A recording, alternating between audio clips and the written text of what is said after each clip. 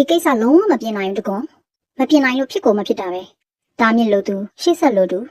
စတီစပွဲရဲ့တစ်ဖက်တစ်ချက်မှာဖြက်ကနေထားရလိုက်တာချင်းကတပြိုင်နဲ့ဒေါ်တပိုင်မျက်နှာထက်မှာတကုတ်မြုံဝန်းနေစူးစူးနေနေရှိနေတယ်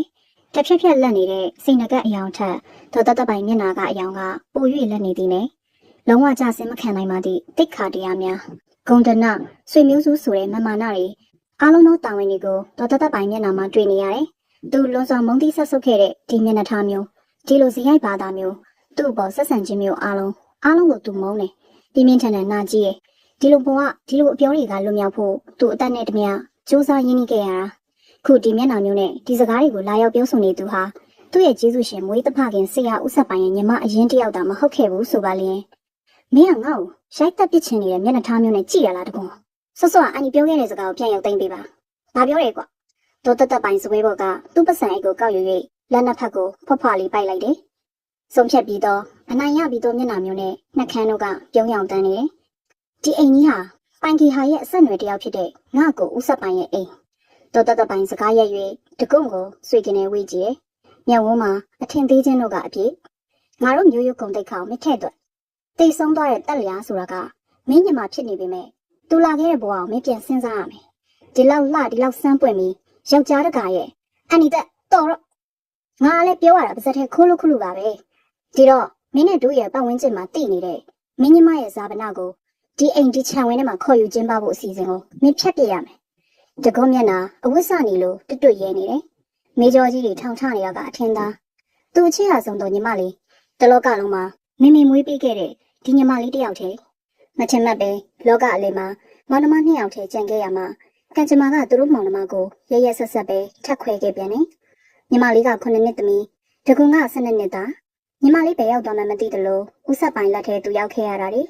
ညီမလေးကိုသူပြန်တွေ့တော့မိမပြက်ကလေးတွေစုဝေးရာထောင်ကန်းတစ်ခုထဲမှာမင်းကိုအကိုလေးကတားဖြစ်မွေးစားခဲ့ပေမဲ့ဒီမှာအနိတက်ပြောအခုအနိတက်ပြောခဲ့တာတွေကပိုင်ကီဟာအတွက်လားမြိုင်ကီဟာအတွက်လားအန်အော်ရင်းနဲ့အတူဒေါ်တပိုင်ဖြစ်ကနေကြည့်တယ်အော်အတန်ခက်ညံ့ညံ့နဲ့ထိမထင်ရှိပြီးစက်တီဘော်ကိုခက်တောင်းတောင်းပြန်ထိုင်လိုက်တယ်ညံရိမ့်မြုံအတွက်ဆိုရင်မင်းသဘောလောက်ခွင့်ရှိတယ်လို့ဆိုလိုချင်တာလားပိုင်ကီဟာအတွက်ဆိုရင်တော့အနိတက်ရဲ့တားမြစ်လိုချင်နေအားလုံးသိပြီဒီနေရာကပြန်သွားပါအနိတက်ဘာဖြစ်လို့လဲဆိုတော့ဒီနေရာကညံရိမ့်မြုံဖြစ်နေလို့ပါပဲညံရိမ့်မြုံဟာပိုင်ကီဟာရဲ့အရှင်သခင်ပိုင်နဲ့ရိမ့်မြုံမှုငါတို့မှလုံးဝပတ်သက်ခွင့်ရှိသေးတယ်ဆိုရင်ဟောလေးလေးဆက်ဟာပိုင်ကီဟာနဲ့လုံးဝပတ်သက်မှုမရှိတော့ဘူးဆိုတာနှစ်ပေါင်းများစွာကလေးကသူ့ရင်ထဲကခန်းစားချက်အချို့ကိုဖွင့်ဟပြောခဲ့ဦးတယ်ဒါကြောင့်သူ့နာမည်တော်မှဆက်တလုံးနဲ့ယူထားခဲ့တာပ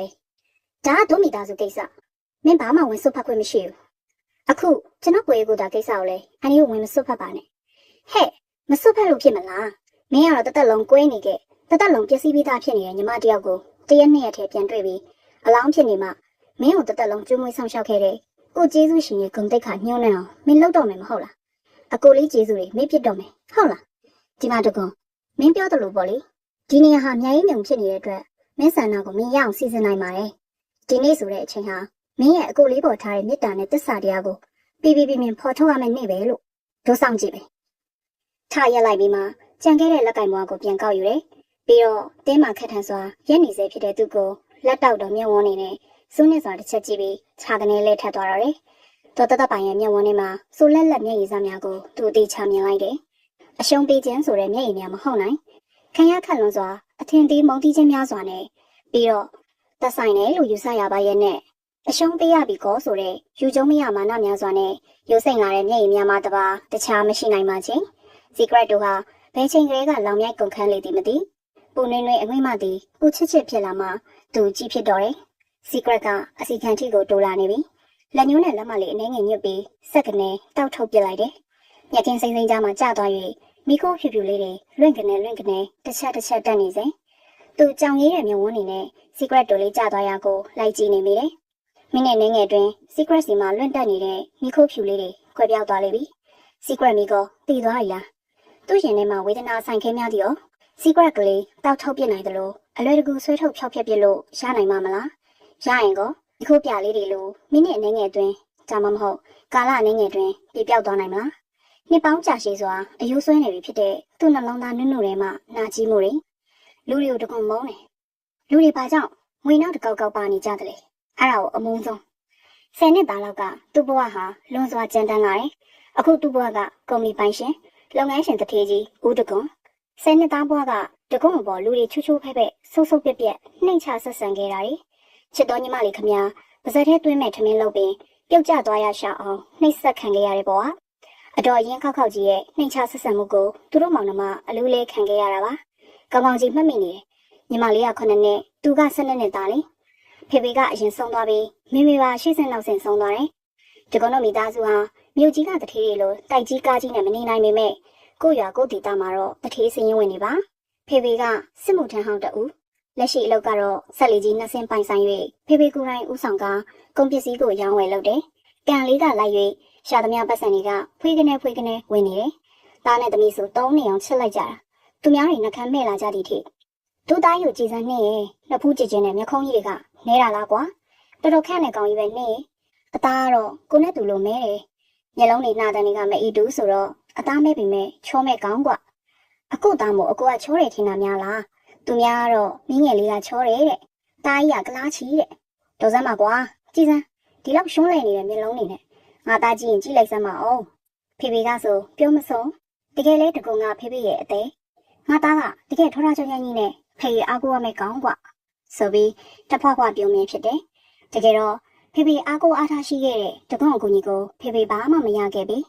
ဆက်လေးတစ်စီလုံးနှင်းမြုပ်ပြီးဖေဖေပါဆုံးပါခဲ့ချိန်ဟာတကုံ12နှစ်သားအရွယ်နဲ့မလိုက်အောင်ကိုလုံးထွားထွားကြီးနဲ့တားဖြစ်သူကိုတပွေးတစ်ပိုက်ဖက်ရင်မေတရီလက်မတက်ငိုတဲ့နေတချို့ကဖေဖေကိုငွေရည်နဲ့ပစ္စည်းပါအပိုင်ချန်၍ဆက်လေးပါအစာဖြောက်ပြစ်ကြတာလို့မမေစီကိုတရင်လာပို့တယ်။စိုက်၍စုံစမ်းဖို့ပေါ့။ဒါပေမဲ့မမေဘက်မှာမမမရက်တီလှုပ်ဆောင်ပေးမဲ့သူဘသူမှမရှိ။ချစ်လင်တဲ့လုပ်ငန်းအကြောင်းပေါ်ဘာတစ်ခုမှမဆက်စုမပါဝင်ခဲ့ဘူးတဲ့မမေ။နုနုနယ်နယ်ဘဝလေးကစတင်ကြမ်းတမ်းခဲ့တယ်။စီးပွားဥစ္စာတွေချက်ချင်းကြီးမယုံကြည်နိုင်စွာပင်ပျောက်ပြက်ကုန်ဆုံးခဲ့တယ်။အလိန်ခံရတာတွေမလွတ်တက်မကင်တက်လို့ပျက်စီးရတာတွေသားသမီးတွေကိုတုံနေအောင်ချစ်တော်မမေဟာသားသမီးမစင်ရရအောင်ဟိုလူပြောလဲကောင်းလို့နဲ့ငွေဆိုင်လူလိုက်ဒီမှာပြောလဲဒီမှာငွေဆိုင်နောက်ဆုံးလူသားပန်း၍ငွေတွေအတုံးလိုက်ခဲလိုက်ဆုံးပါကုန်တာပဲဖတ်တင်ခဲ့တယ်ညဘက်လူချေတိတ်ချိန်ဆိုမေမေကြက်ရွေငိုဆိုင်နေတဲ့အတန်ကိုတကွန်တရေနိုးတိုင်းကြားနေကြဖေဖေဆုံးပြီး2နှစ်နေပါကြာနဲ့မေမေဆုံးခဲ့တယ်မေမေဟာစိတ်ဆင်းရဲမှုအပေါင်းကိုဖုံဖုံဖိဖိကြိတ်ခံစားရင်မီးဖို့တကားဝမှာမူးလဲခဲ့တယ်လုံးဝနလန်မထူတော့စကားဟဟပင်မပြောနိုင်တော့သည့်အထိမေမေမှာအင်အားကြီးကုန်ခန်းနေကြတာအံ့ဩစရာကြီးပင်ဒီတော့ကလူကြီးတွေပြောဆိုဝေဖန်တဲ့နေကိုတကွန်းတော့နားမလည်ခဲ့တာအမှန်ပဲမမေဆုံးကနေမှမမေအမားဆိုသူတော်မြက်မြက်ရောက်လာခဲ့တယ်ဒီအထိဖြစ်နေသလားညီမလေးရဲ့လို့ပြောဆူဆူဖတ်ငိုတယ်အားလုံးကိုမမေမျက်လုံးကြောင်ကြောင်နဲ့ကြည့်လို့ဘာစကားမှလည်းမဆိုနိုင်ခဲ့အဲ့ဒီအချိန်တုန်းကမမေမျက်ဝန်းတွေကိုတကွန်းနားလည်နိုင်ခဲ့ပါလျင်မမေတို့တကွန်းတို့ပိုင်တဲ့ဒီအိမ်ကြီးဟာတော်မြက်မြက်ရဲ့လက်ထဲကိုဘလို့မှရောက်နိုင်မည်မဟုတ်သလို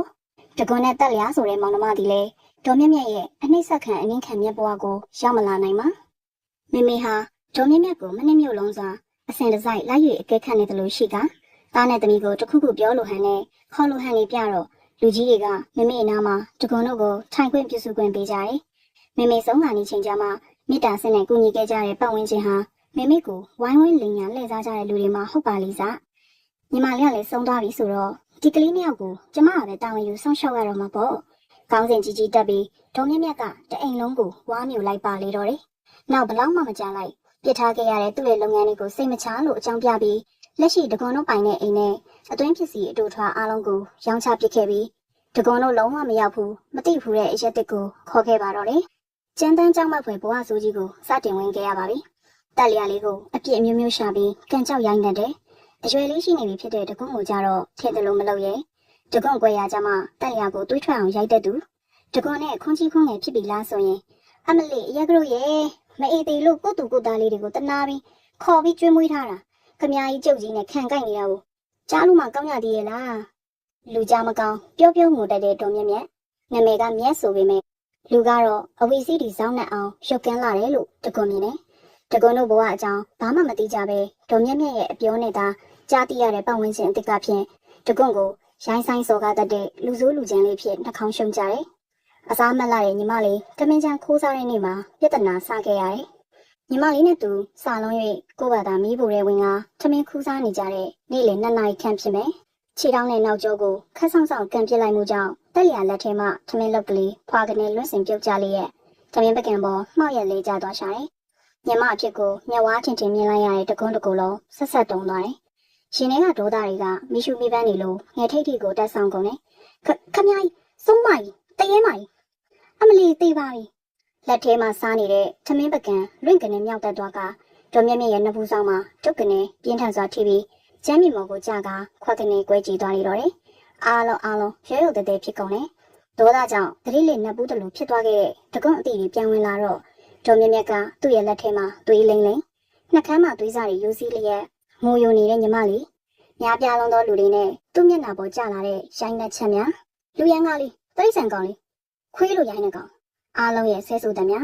တကွန်းကိုအားလုံးကရဲစခန်းပို့ကြမိပြင်တော့ဒီလိုတော့မလုပ်ကြပါနဲ့ရှင်အဲ့ကောင်လေးရိုင်းပေမဲ့ဆုံးသွားတဲ့ကျမညီမလေးမျက်နှာရှိပါသေးတယ်သူ့ကိုလိမ့်လဲလိမ့်မှသွားအောင်ရွာထိပ်ကဘုန်းကြီးเจ้าမှာပဲအပ်ထားလိုက်ပါမောင်နှမနှစ်ယောက်လုံးအဲ့မှာအပ်ထားပေးပါဒေါ်မြင့်မြင့်ရဲ့စကားတန်ကချိုပေမဲ့ထိချက်လာတယ်အတော်တယောက်ကသဘောထားကြီးလာတဲ့လေးတံမျိုးထွက်ပေမဲ့ကျွေးမွေးထိန်ထိန်ချင်းမှအပြေးတိုင်ဆွန့်လွတ်လိုက်ခြင်းဆိုတဲ့သဘောပါသည်ကြာကင်းအိတ်ထဲမှာဆယ်လူလာဖုန်းလေးကိုထုတ်ကင်လိုက်တယ်ဟယ်လိုပြောပါဟုတ်တကွန်ပါပါလာရင်နူးညံ့တိုးတက်တဲ့အတန်လေးဒီအတန်ကိုတကွန်ချက်ချင်းတီးလိုက်တယ်အန်တီမေကျွန်တော်တကွန်ပါအန်တီမေပါပြောမလို့လေတားစီကိုမနက်ကတက်လို့လာသွားရဲဆိုအနီတက်တယောက်ထဲပါဟုတ်လားသွားကြတာတော့အကူကြီးထက်မြက်ပါသွားတာတားရဲ့မင်းတို့သူတို့ဘာပြောသားကြလဲအနီမေတီးပြီးသားတွေပါကွယ်တားလေးပြန်ပြောပြမနေပါနဲ့ဒါမဲ့တားဘလို့ဆုံးဖြတ်မလဲဆိုတာအနီမေသိချင်တယ်ကွယ်ဖုန်းကင်ထားတဲ့တကွန်းလက်တွေတင်းသွားတယ်အနီမေကအနီတက်တို့နဲ့ပိုင်ကီဟာမိသားစုဝင်ဖြစ်ပေမဲ့တန်းတူသဘောထားဆက်ဆံရမရပါလေးလေးဆက်ကိုယ်တိုင်ဒီအမကိုလေးစားချစ်ခင်တယ်လို့အမဖြစ်သူကလည်းလေးလေးဆက်အပေါ်မှာတက်လုံးအနစ်နာခံရက်တည်ပြီးခဲ့သူဆိုတာတကွန်အသိခုတော့သူခမကိုတပိုင်းတင်နေရှာတဲ့ဒုက္ခိတအမျိုးသမီးကြီးတဦးဖြစ်နေရှာတယ်ဒါကလေသူကျေးဇူးရှင်ဖခင်ဦးဆက်ပိုင်အတွက်တော့ကမကင်းတဲ့အဖြစ်တွေကြောင့်ဆိုရင်မှန်ပါဒါကြောင့်ဒီအမကိုဦးဆက်ပိုင်လေးထားသလိုတကွန်ကိုယ်တိုင်ကလည်းလေးစားတွေ့တာရပါသည့်အကြောင်းအနီမေပြောပါသားဆုံးဖြတ်ထားတာကိုသာပုံမှန်လင်းလင်းပြောပါကျွန်တော်လူငယ်ပါအနီမေဒါပေမဲ့တုံးတိုက်ကြားကြိုက်ဘလို့ပဲဆုံးဖြတ်တခုမဟုတ်တခုနာမှာပါပဲကျွန်တော်ကျေးဇူးရှင်ဖခင်ကြီးရဲ့ထိခိုက်နစ်နာမှုမျိုးဖြစ်လာနိုင်တာမျိုးဆိုတဲ့အလေးထားချင့်ချိန်နေရတာတွေကြောင့်ဘာမှပြည့်တဲ့သက်သာမဆုံးဖြတ်နိုင်သေးဘူးတခုတော့ရှိပါတယ်ပြောလေသားဒေါ်ရင်မေပိုင်းရဲ့အတန်ကတက်ကြွရွှင်လန်းမှုတွေနဲ့တကောအန်တစ်ချက်ကြိတ်လိုက်တယ်အားလုံးထဲမှာအနီမေကိုကျွန်တော်မိဘအတော်ရင်းလို့ခင်သွဲပါတယ်အနီမေတစ်ခုခုကိုစံနှရှိတယ်ဆိုရင်ပြောပါဘလို့တိုက်တွန်းချက်ဖြစ်ဖြစ်ကျွန်တော်နားလည်ပေးမှာပါအိုးဝမ်းသာလိုက်တာတားရဲ့တာပြောပါအနီမေကိုနားလေဆိုရင်အနီမေပြောပြစီဟုတ်အားလုံးသောကွန်ထရက်အတိုင်းဝိုင်းတွေကိုထည့်ထားပြီးတားရဲ့ကျေးဇူးရှင်တရားရဲ့မျက်နှာကိုညှင့်ညာပါကွယ်အနီမေပြောချင်တာဒါပါပဲတားစိတ်နှောက်ယှက်ဖြစ်ရမယ့်စကားမျိုးဖြစ်နေရင်အနီမေကိုခွင့်လို့နော်ဒါပဲကလေးရဲ့သိပါပြီဂျပွန်ဖုန်းလေးကိုဒီတိုင်းပဲစပွဲပူလေးပေါ်ချလိုက်တယ်ဒီတစ်ကဘာလုံးမှာလေးလေးဆက်မရှိတော့ရင်သူလေးစားလိုက်နိုင်ရမယ့်ပုံကိုတယောက်တည်းသူဟာဒေါ်ရင်မေပိုင်တာဖြစ်ချင်သူမပြောတဲ့စကားကိုသူနားထောင်ရမယ်သူမဖြစ်စေချင်တာတွေကိုသူနာခံရမယ်တကွန်ဘာလို့ရတော့မယ်ဆိုတာကိုသိလိုက်ပါပြီခွင့်လွတ်တော်ညီမလေးရဲ့လူကုန်ထံအတိုင်းဝိုင်းဖွဲ့စည်းရတဲ့မှာပင်ကြီးတက်ချမ်းသာလုံးတဲ့တထေးကြီးတကွန်ညီမငယ်အတွက်သူ့ရဲ့ချမ်းသာမှုတွေဟာအရာမဝင်တော့ဘူးလားငွေရှိရင်ဘာမဆိုဖုံးလန်းစေရဲဆိုတဲ့လူတွေလက်သုံးစကားရော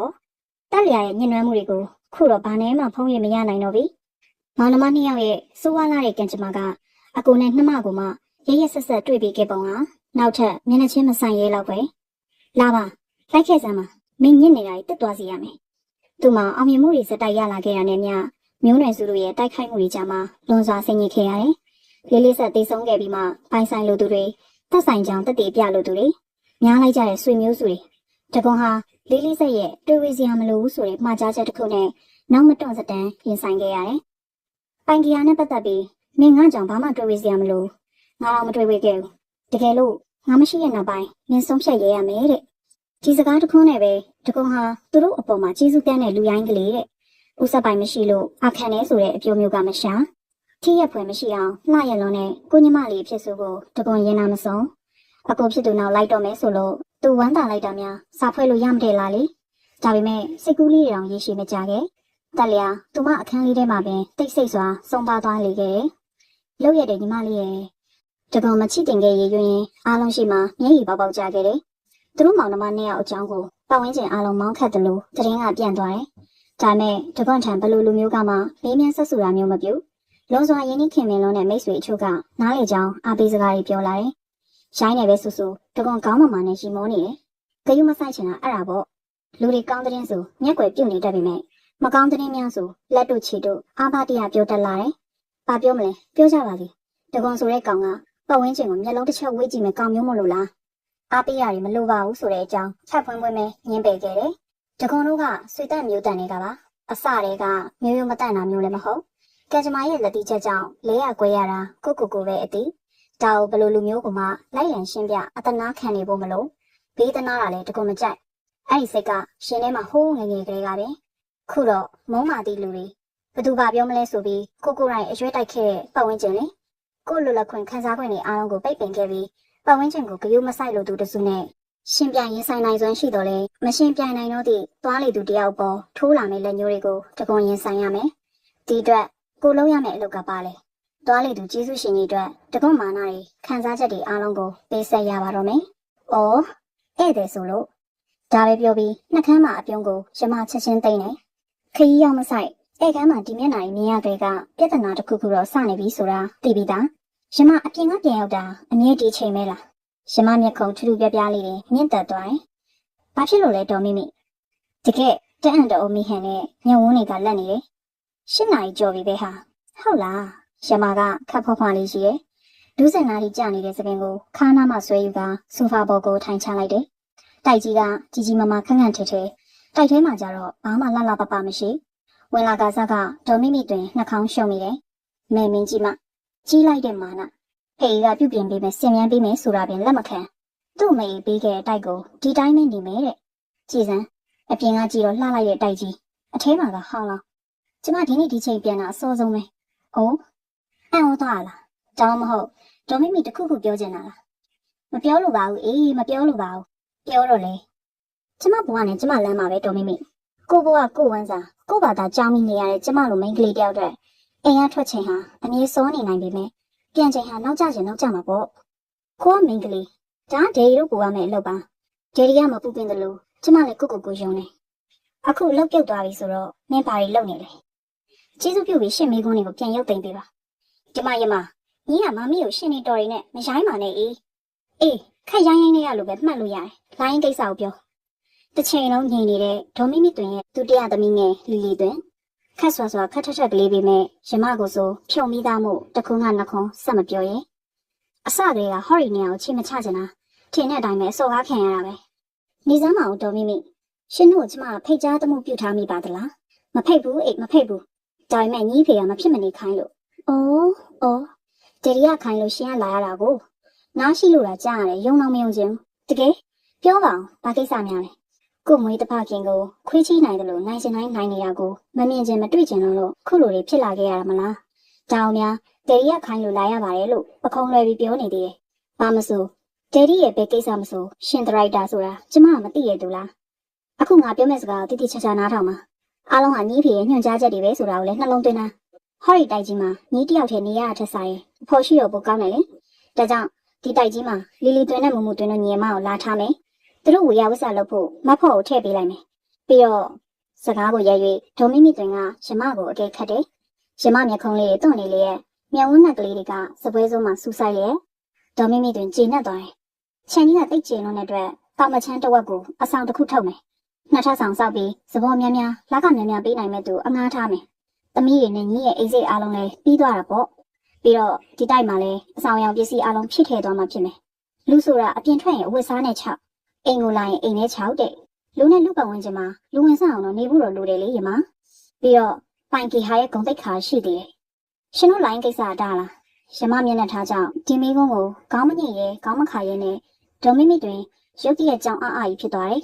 သို့တော့ခဏအတွင်းမျက်နှာကိုချက်ချင်းပြန်ပြင်ပြီးအခုထက်ကတော့သူ့သမီးကိုပိုင်ပုံမျိုးနဲ့အသေးချောင်းပုံစံချပေးလိုက်တာပဲအေးရမဘာပြောတော့မိကိုသိနေတယ်လို့ဒေါ်မိမိတွင်ကဖအေးနဲ့လှည့်ပြောလာတယ်ရမမျက်နှာတင်းတင်းမာမာလေးဖြစ်သွားတယ်ကောင်းပြီဒါဖြင့်အခုကျမပြောမယ့်စကားကိုဒယ်ရီနဲ့ပဲပြောမယ်ရှင်တို့ပြန်တော့နေရာမှာစက်ကနေထားရတယ်တိုက်ပေါ်စတက်လာကလေးကကင်ထားဆဲလက်ကင်အိတ်လေးကိုစပွဲပေါ်ပုတ်ကနေပစ်တင်၍ကျွန်းလီကားကြီးရဲ့အစင်းဆက်မှာရှိနေတဲ့တယ်လီဖုန်းရှိရာကိုထားသွားလိုက်တယ် တော်မိမိတွင်တို့မျက်နာတွေအမျိုးမျိုးပြောင်းနေတော့တယ်ခံပြင်းချင်းရှက်ချင်းများနဲ့အသားတွေတုံနေတော့လေသူတို့ယမကိုဘာမှထပ်မဆိုတတ်တော့ဒီကောင်မလေးရှိနေပြီစကားကြွယ်တာတစ်ဖက်သားခံခက်စီအောင်ကိုပြောနိုင်တာသူတို့အသိဆုံးပြီးတော့ကိုကမိတွေးပြီးနေပြလာခဲ့တာမို့ခေါင်းငုံမခံတတ်တဲ့ယမနဲ့ရန်သူလိုဖြစ်နေကြတာလည်းမဆန်ဟယ်လိုတက်ဒီလားဟုတ်အခုဒေါ်မိမိတို့ယမစီရောက်နေတယ်ကိစ္စကတော့တယ်လီသိမှာပဲအဲ့ဒီကိစ္စကတယ်လီစီမံတာလို့ပြောတယ်ဟုတ်လားတယ်လီယမတယ်လီတို့မိသားစုနဲ့ခက်ဝေးဝေးမှနေခြင်းလို့မမီပေးခဲ့တဲ့တိုက်မှာဆောင်ရောင်မဲ့စွာမျက်နှာငယ်စွာနဲ့တယောက်တည်းထိထိနေခဲ့တာပါတယ်လီကိုယ်တိုင်လည်းအကြောင်းကြောင့်မဆုံးလွတ်နိုင်စွာနဲ့သမီးတယောက်ကိုခုလိုတယောက်တည်းတင်ခွင့်ပေးခဲ့တာပါယမတယ်လီကိုစော်ကားနေရမှာမဟုတ်ဘူးတဲ့ပြောမှတယ်လီကြိုက်မယ်ဆိုရင်ပြောမယ်မယားနဲ့သမီးကြောင့်မှတယ်လီသမီးကိုပဲဆုံးခဲ့တာပါမမီပေးခဲ့တဲ့တိုက်တစ်လုံးရှိလို့သာယမအခြေမမဲ့ခဲ့ပေမဲ့အဲ့ဒီအတိုင်းဝန်းမှာမနေချင်တဲ့ယမဟာဒီတိုင်းမရှိလေကိုယ့်ဘဝကိုဖြစ်တယ်လို့ရှောက်သွားမယ်ယမပါတခုပြောပါတယ်အခုဒေါ်မိမိတို့ရဲ့ကိစ္စကိုယမကိုယ်တိုင်ဆုံးဖြတ်ခွင့်ပေးမှာလားဖခင်တယောက်အနေနဲ့တယ်လီဆုံးဖြတ်မှာလားတယ်လီပြောပါဒါဆိုရင်တော့ယမခုချက်ချင်းဖြည့်ပေးလိုက်မှာပါဒါဆိုလည်းရရတယ်တယ်လီတခုတော့ရှိရဲ့သူတို့စီမံတယ်လို့ယမဘာတစ်ခုမှမလိုက်နိုင်တဲ့အတွက်အမွေပုံကြီးတစ်ခုလုံးကိုအားမရပဲဒီတိုက်ဒီချမ်းကိုပါလိုချင်တတ်မှတ်သူတွေကိုယမအားလုံးထိုးအပ်ခဲ့ပြီးတော့ဆင်းသွားပြီးမယ်ယမဟာတွေးသားမတော်ဆက်ပဲနဲ့ကိုယ့်ဘောအနိုင်နဲ့ပိုင်းပြီးလက်ဝဲကြီးအုပ်လာမှမျိုးလုံးဝကောင်းကမခံတဲ့ယမဆိုတာကိုတက်တည်ပြသွားမယ်တစ်ဖက်ကဘာမှအကြောင်းကြားချက်ထွက်လာပုံမရသေးတော်မိမိတွင်နဲ့လီလီတွင်တို့ယမနာကိုရောက်လာကြပြီကောင်းတော့လာခြင်းတော့မဟုတ်စားတော့ဝါတော့မတက်မျက်လုံးတွေကဝင်းဝင်းလက်လက်သူတို့ဒေါသကိုသူတို့ထိန်းထားရတာတွေမြင်အောင်ပြလေလက်သီးလမောင်တန်းလာကယမညီစကားပြောတာလူပါဝလိုက်လားဟင်စကလုံးတွေကရင့်လိုက်လားစိတ်ပြက်ခြင်းများစွာနဲ့ယမမျက်နှာလေးမဲ့သွားတယ်စကားပြောခွက်ကိုလက်ကလေးတစ်ဖက်နဲ့ခပ်ပြပြကတ်လိုက်ပြီးကျေးဇူးပြု၍လူကြီးလူကောင်းဆန်တာနဲ့တိတ်တိတ်ဆိတ်ဆိတ်နေပေးပါတော်မိမိဒါကျမတို့ချင်းဆွေးနွေးရပွဲကိုနဲ့ပတ်သက်နေသမျှဘာစကားပဲဖြစ်ဖြစ်ပြောခွင့်ရှိတယ်ဒါပေမဲ့ကျမပြောသမျှစကားတိုင်းဟာကျမအကြောင်းကျမကပြောနေခြင်းတွေပဲရှင်မဘသူမှကြည့်မဆိုင်တော့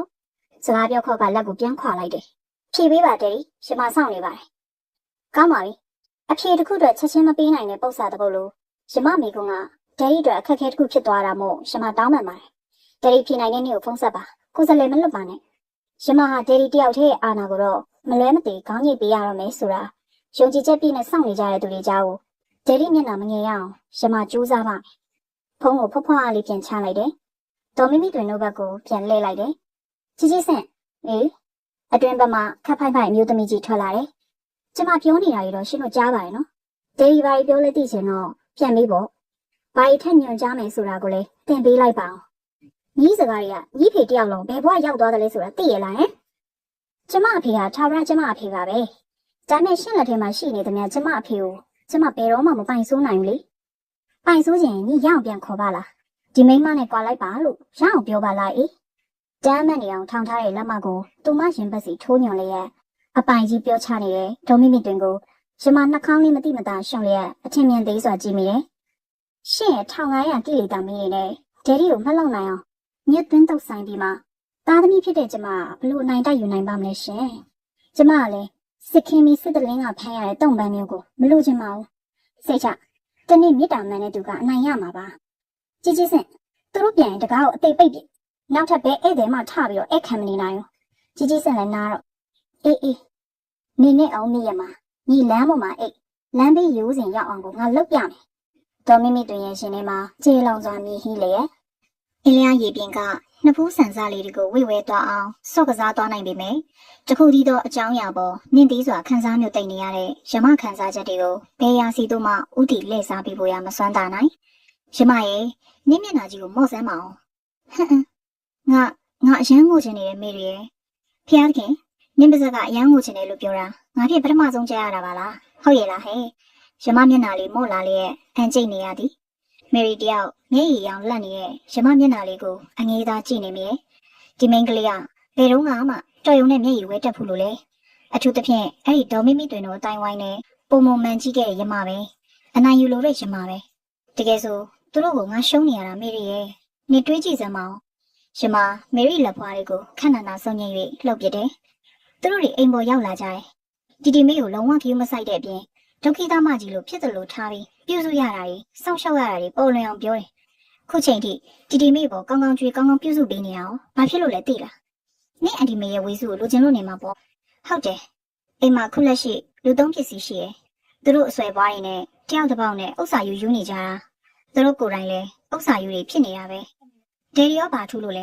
ဲခုဆိုသမီးတယောက်လုံးကိုတော့မရပါသမီးတွေနဲ့တန်းတူမထားရတဲ့ဘဝဟဲ့အဲ့ဒီကောင်မလေးတွေကနင့်ဒယ်ရီကလေးတွေပဲဆိုအပြစ်မှညားနေကြပြီကလေးနှစ်ယောက်ရကမှတိပြီးနင့်မမီနှလုံးရောဂါရတာမလားဟိုးဘာပဲဖြစ်ဖြစ်ဒယ်ရီတွေဟုတ်မဟုတ်သူတို့ကငါလုံးဝကျင်နာတိခံမှုစိတ်ကူးလည်းမထည့်မရရှိပြီမှဖောက်ပြန်တဲ့ဒယ်ရီကိုလည်းမုန်းနေမိရဲ့တလောကလုံးမှာငါလောက်ကန်ဆိုတဲ့သူရှိသေးလို့လားကြာမတက်အောင်ခဲလာတဲ့မျက်ရည်တွေကိုမျက်တောင်တအားခတ်ပြီးတိမ်စီနေရတယ်ခုဆိုသူတို့ဖြစ်စေခြင်းတလို့ငါလည်းအဝေးကိုလွင့်နေရပြီဒယ်ရီစီကငါရမယ့်အကျဉ်းသားတွေကိုလည်းသူ့မရစုံသမီးတွေဘက်ကိုပို့ပေးနိုင်ခဲ့ပြီဒါတော့အားမရသေးဘူးအခုငါနေတဲ့အိမ်ကိုပဲလက်ဝကြီးအုပ်ဖို့ကြိုးစားလာပြန်ပြီမလွန်လုံးလားတောက်တစ်ချက်ခောက်၍ရမပောက်ကွဲချင်တိုင်းပောက်ကွဲနေသည်များမယ်ရီပင့်သက်ကလေးများမချနိုင်ပဲနေကြည့်နေမိတယ်ရှင်ထဲမှာတော့ရမခံစားမှုကိုပြပြအောင်ဘလို့အကြောင်းအရာမျိုးနဲ့စကားလုံးမျိုးကိုပြောရမလဲဆိုတာအပြေလွှားရှာနေရပြီ။ကျောင်းလုံးကလည်းဒီလိုပဲလေ။မေရီဆိုရမအရန်ဆိုးတယ်။သူထက်နဲ့ကြော်ကြီးရဲ့မေရီကိုမရီပါရီတက်မခေါ်ပဲတငယ်ချင်းတွေလိုပဲတရင်တနီနွဲနေကြ။ခုလိုရမလည်းရှိနေမှကြီးဖြစ်သူမဒီလည်းဥပဒေဝန်ထမ်းအတီးတီးဖြစ်နေကြတဲ့တိုင်လူတွေကြွယ်ရဆိုရမမုံနှွဲဟန်လေးတွေမြင်နေရစေ။နင်စဉ်းစားကြည့်စမ်းဒီကမမီငါ့ကိုငါနာမည်နဲ့တရားဝင်လွှဲပေးထားတဲ့တိုက်ဒီလူတွေဖြစ်လာမယ်ဆိုတာမမီကြိုတိနေလို့များလားဟဲ့အေးပေါ့လူကြီးဆိုတာရှေ့ကိုကြုံမြင်တတ်ကြရပဲလေငါနာမည်နဲ့အပ်ထားပြီးတဲ့ဘန်းငွေတွေလေဒယ်ဒီဟိုចောင်းပြဒီចောင်းပြနဲ့ထုတ်ယူလို့ကုန်နေပြီဒါလည်းဒင်းတို့လက်ချက်ပဲနင်ကလည်းဘာလို့ပေးလဲဟဲ့ဘန်းငွေမပြောနဲ့ငါအသက်16နှစ်ပြည့်တော့ကရှေ့နေကလွှဲပေးတဲ့အမွေတောင်ငါတက်တာလိုက်ဒယ်ဒီလက်ထဲကိုအပြစ်လိုက်တာပဲအဲ့ဒါပြောတာပေါ့နင့်မာနာကိုဒုက္ခရောက်မဲ့မာနာတွေငါမာနာကြီးပြတာမဟုတ်ဘူးမေရီအဲ့ဒါတွေကိုမတ်ကိုမမှတ်တာမတ်ပစ္စည်းဥစ္စာဆိုတာလူတယောက်အတွက်ရှိထားမှကိုဖြစ်မှာရမရဲ့အထူးသဖြင့်ဘယ်သူနဲ့မှမပတ်သက်ခင်းခင်းနေခြင်းနဲ့နင့်လိုလူမျိုးမှာပို့ပြီးတော့ဥစ္စာပစ္စည်းလိုတယ်ကို့မှာပြည့်ပြည့်စုံစုံရှိထားမှသူများနဲ့ကင်းမှာငါမှမရှိလို့သူတို့စီမှာသွားအောက်ကျခံလိုက်မယ်လို့နင်းဆိုလိုတာလားဆိုလည်းမဆိုလို့ဘူးနင်းစိတ်ဓာတ်ကိုနားလေဆုံးဟာငါပဲဒါနဲ့နင်းတတိမထားမိရတခုရှိတယ်အဲ့ဒါကိုတတိမထားမိတဲ့အကြောင်းကလည်းနင်းဟာငငယ်လေးကလေးကရွှေမရှားငွေမရှားပြည့်ပြည့်စုံစုံနေလာခဲ့တယ်လူအချင်းဆိုတာကိုနင်းမခံစားဘူးတော့တောကဆိုတာကိုလည်းသိမှာမဟုတ်သေးဘူးပစ္စည်းဥစ္စာမရှိခြင်းဟာဘလောက်ဒုက္ခဆင်းရဲကြီးတယ်လဲဆိုတာခုနင်းသိရတော့မှာပဲဘာဖြစ်လို့လဲဆိုတော့နင်ကနင့်ရဲ့ပိုင်ဆိုင်ခြင်းတွေကိုသူ့တစ်ပါးစီမှာလုံးဝအနှင်းပစ်ခဲ့ပြီကိုနင့်မှာနင်ပိုင်တဲ့ဒီတိုက်တစ်လုံးပဲရှိတော့တယ်ဒါလဲဒယ်ရီပါဇက်ကစေတစ်လုံးနဲ့ထွက်လာနဲ့ငါရဲ့ခေါင်းရည်ချင်းခေါင်းခါခြင်းဟာအလွယ်တကူဖြစ်လာမှာပဲမေရီနင်ကဘာများအားကိုးရှိသေးလို့လဲရမမှာဘာအားကိုးရှိသေးလို့လဲကိုပြန်မေးကြည့်စမ်းနင့်ဒယ်ရီကဒီစကားမျိုးပြောမထွက်ဘူးလို့နင်ထင်လို့လားကဲနင်မထင်တဲ့စကားနင့်ဒယ်ရီကပြောခဲ့ပါ ਈ တဲ့နင်ဘယ်သွားနေမလဲဟုတ်တာပဲပထမတစ်ဆင့်ကတော့မမီပေးထားတဲ့ဒီတိုက်ကြီးအားကိုနဲ့မန်တင်းရဲခဲ့တယ်စားဖို့တောက်ဖို့ထိရမမပူခဲ့ခုချိန်ထိလည်းစားဖို့တောက်ဖို့ပူပင်နေရတဲ့အဆင့်ထိမရောက်ဘူးခဲ့တော့ရမမှာပညာရှိတယ်ပညာအားကိုမရရင်လက်တီချေရှိတယ်အဲ့ဒါရမရဲ့မာနတွေပါဒီတကဒီတိုက်ကြီးပေါ်ကဆင်းပေးရအောင်မဲဆိုရင်ဒါဖြင့်ရမဒီလိုဆုံးဖြတ်ရတာဘာကြောင့်လဲမတွေ့ဝေတဲ့ရမပါကိုစိတ်ကိုသိတာပေါ့ရမဒယ်ရီကိုချစ်တယ်နှုတ်ဖျားကမိတို့တင်းမှာပြတ်တော့စွာပြုတ်ဆိုမိပေမဲ့ဒယ်ရီကိုရမချစ်ဆဲပဲဒယ်ရီပေါ်နားလေစိတ်ကလည်းချစ်ရပါမယ်တလောကလုံးမှာဒီတယောက်တည်းအားကိုးတွေ့တာရဒယ်ရီကိုရမတိတ်တခုလေးမျောလင့်နေမိစေခုလဲမင်းတို့ဒီလိုလုပ်ရင်ငါသမီးလေးဘယ်လိုနေမလဲဒီကိစ္စငါလုံးဝသဘောမတူပါညာပေါ့ဒယ်ရီရမဘက်ကဝင်ရက်ပြီးစကားဆိုတဲ့မျောလင့်ချက်လေးနဲ့ငါစေတနာကိုနင်လေးထားရဆိုရင်နင်လေးလေးနက်နက်စဉ်းစားရမှာရန်ကုန်မြို့မှာဝမ်းတလုံးဖို့မခဲရင်ပေမဲ့ခေါင်းတလုံးကျိုးတနေရတညတာအတွက်တောင်လွယ်တာမဟုတ်ဘူး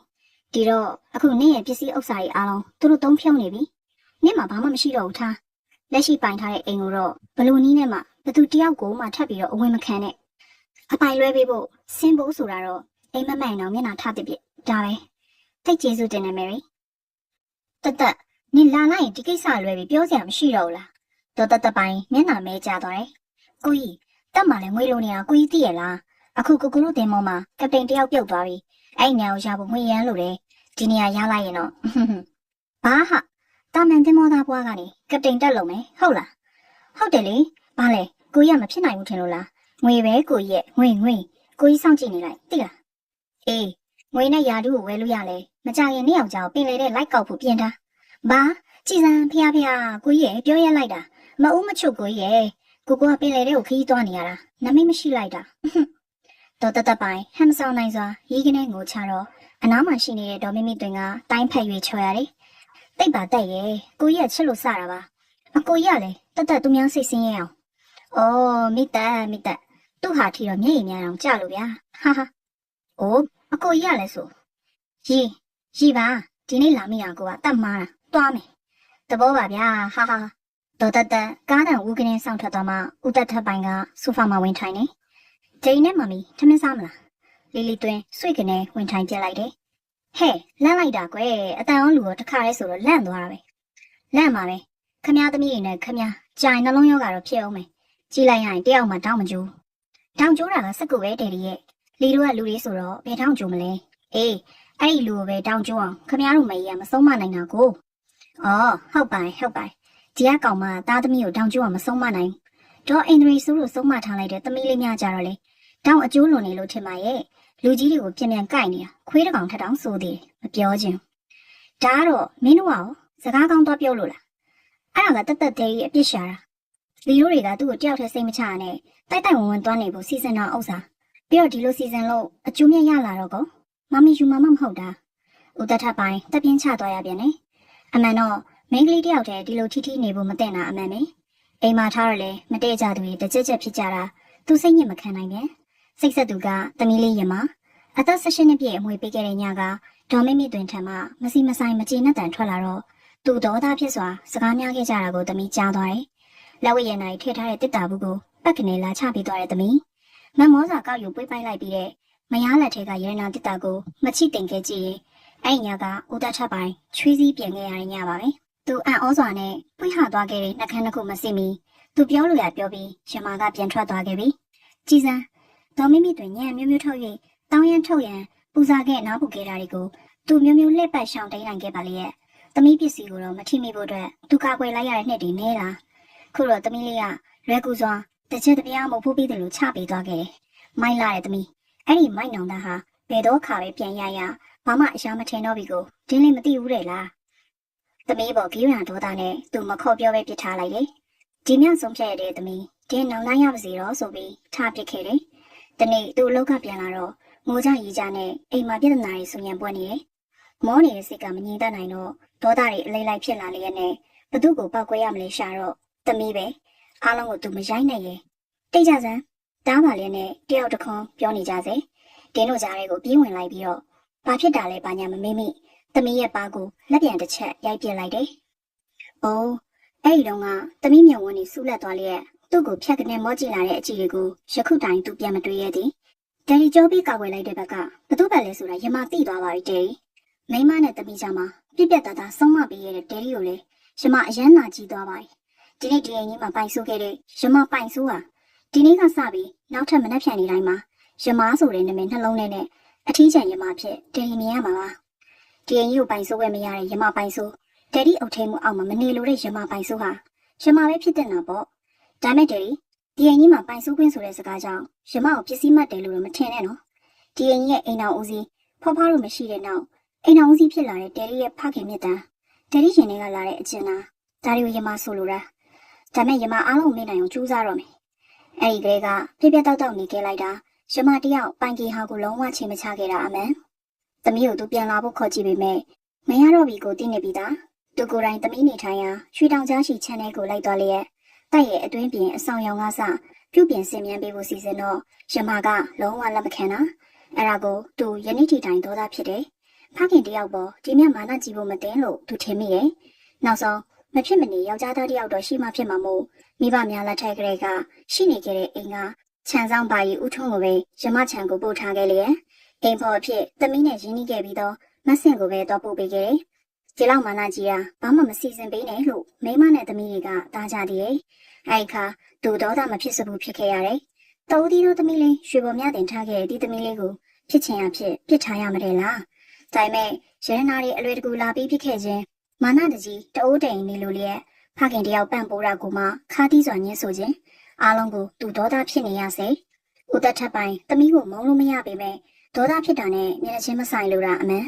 တခါတလေဖုန်းနဲ့စကားပြောလာတော့ဘယ်ရလာမှမသိတဲ့ဝါကြရှိနဲ့သူပြန်ပြောခွင့်မရှိတော့အောင်ပိတ်နှိပ်တွေ့သွားသေးတယ်ကြာတော့ကုသမီးကိုတောင်စကားပြောရမှလန့်လာရတဲ့အဖြစ်မိမိတို့သားမိဆိုရမကိုခက်လန့်လန့်ဖြစ်နေကြတာသူအသိ ရမဆိုတာတာမန်မိန်းမပြော့လေးတယောက်မှမဟုတ်တာတဲ့ဒီ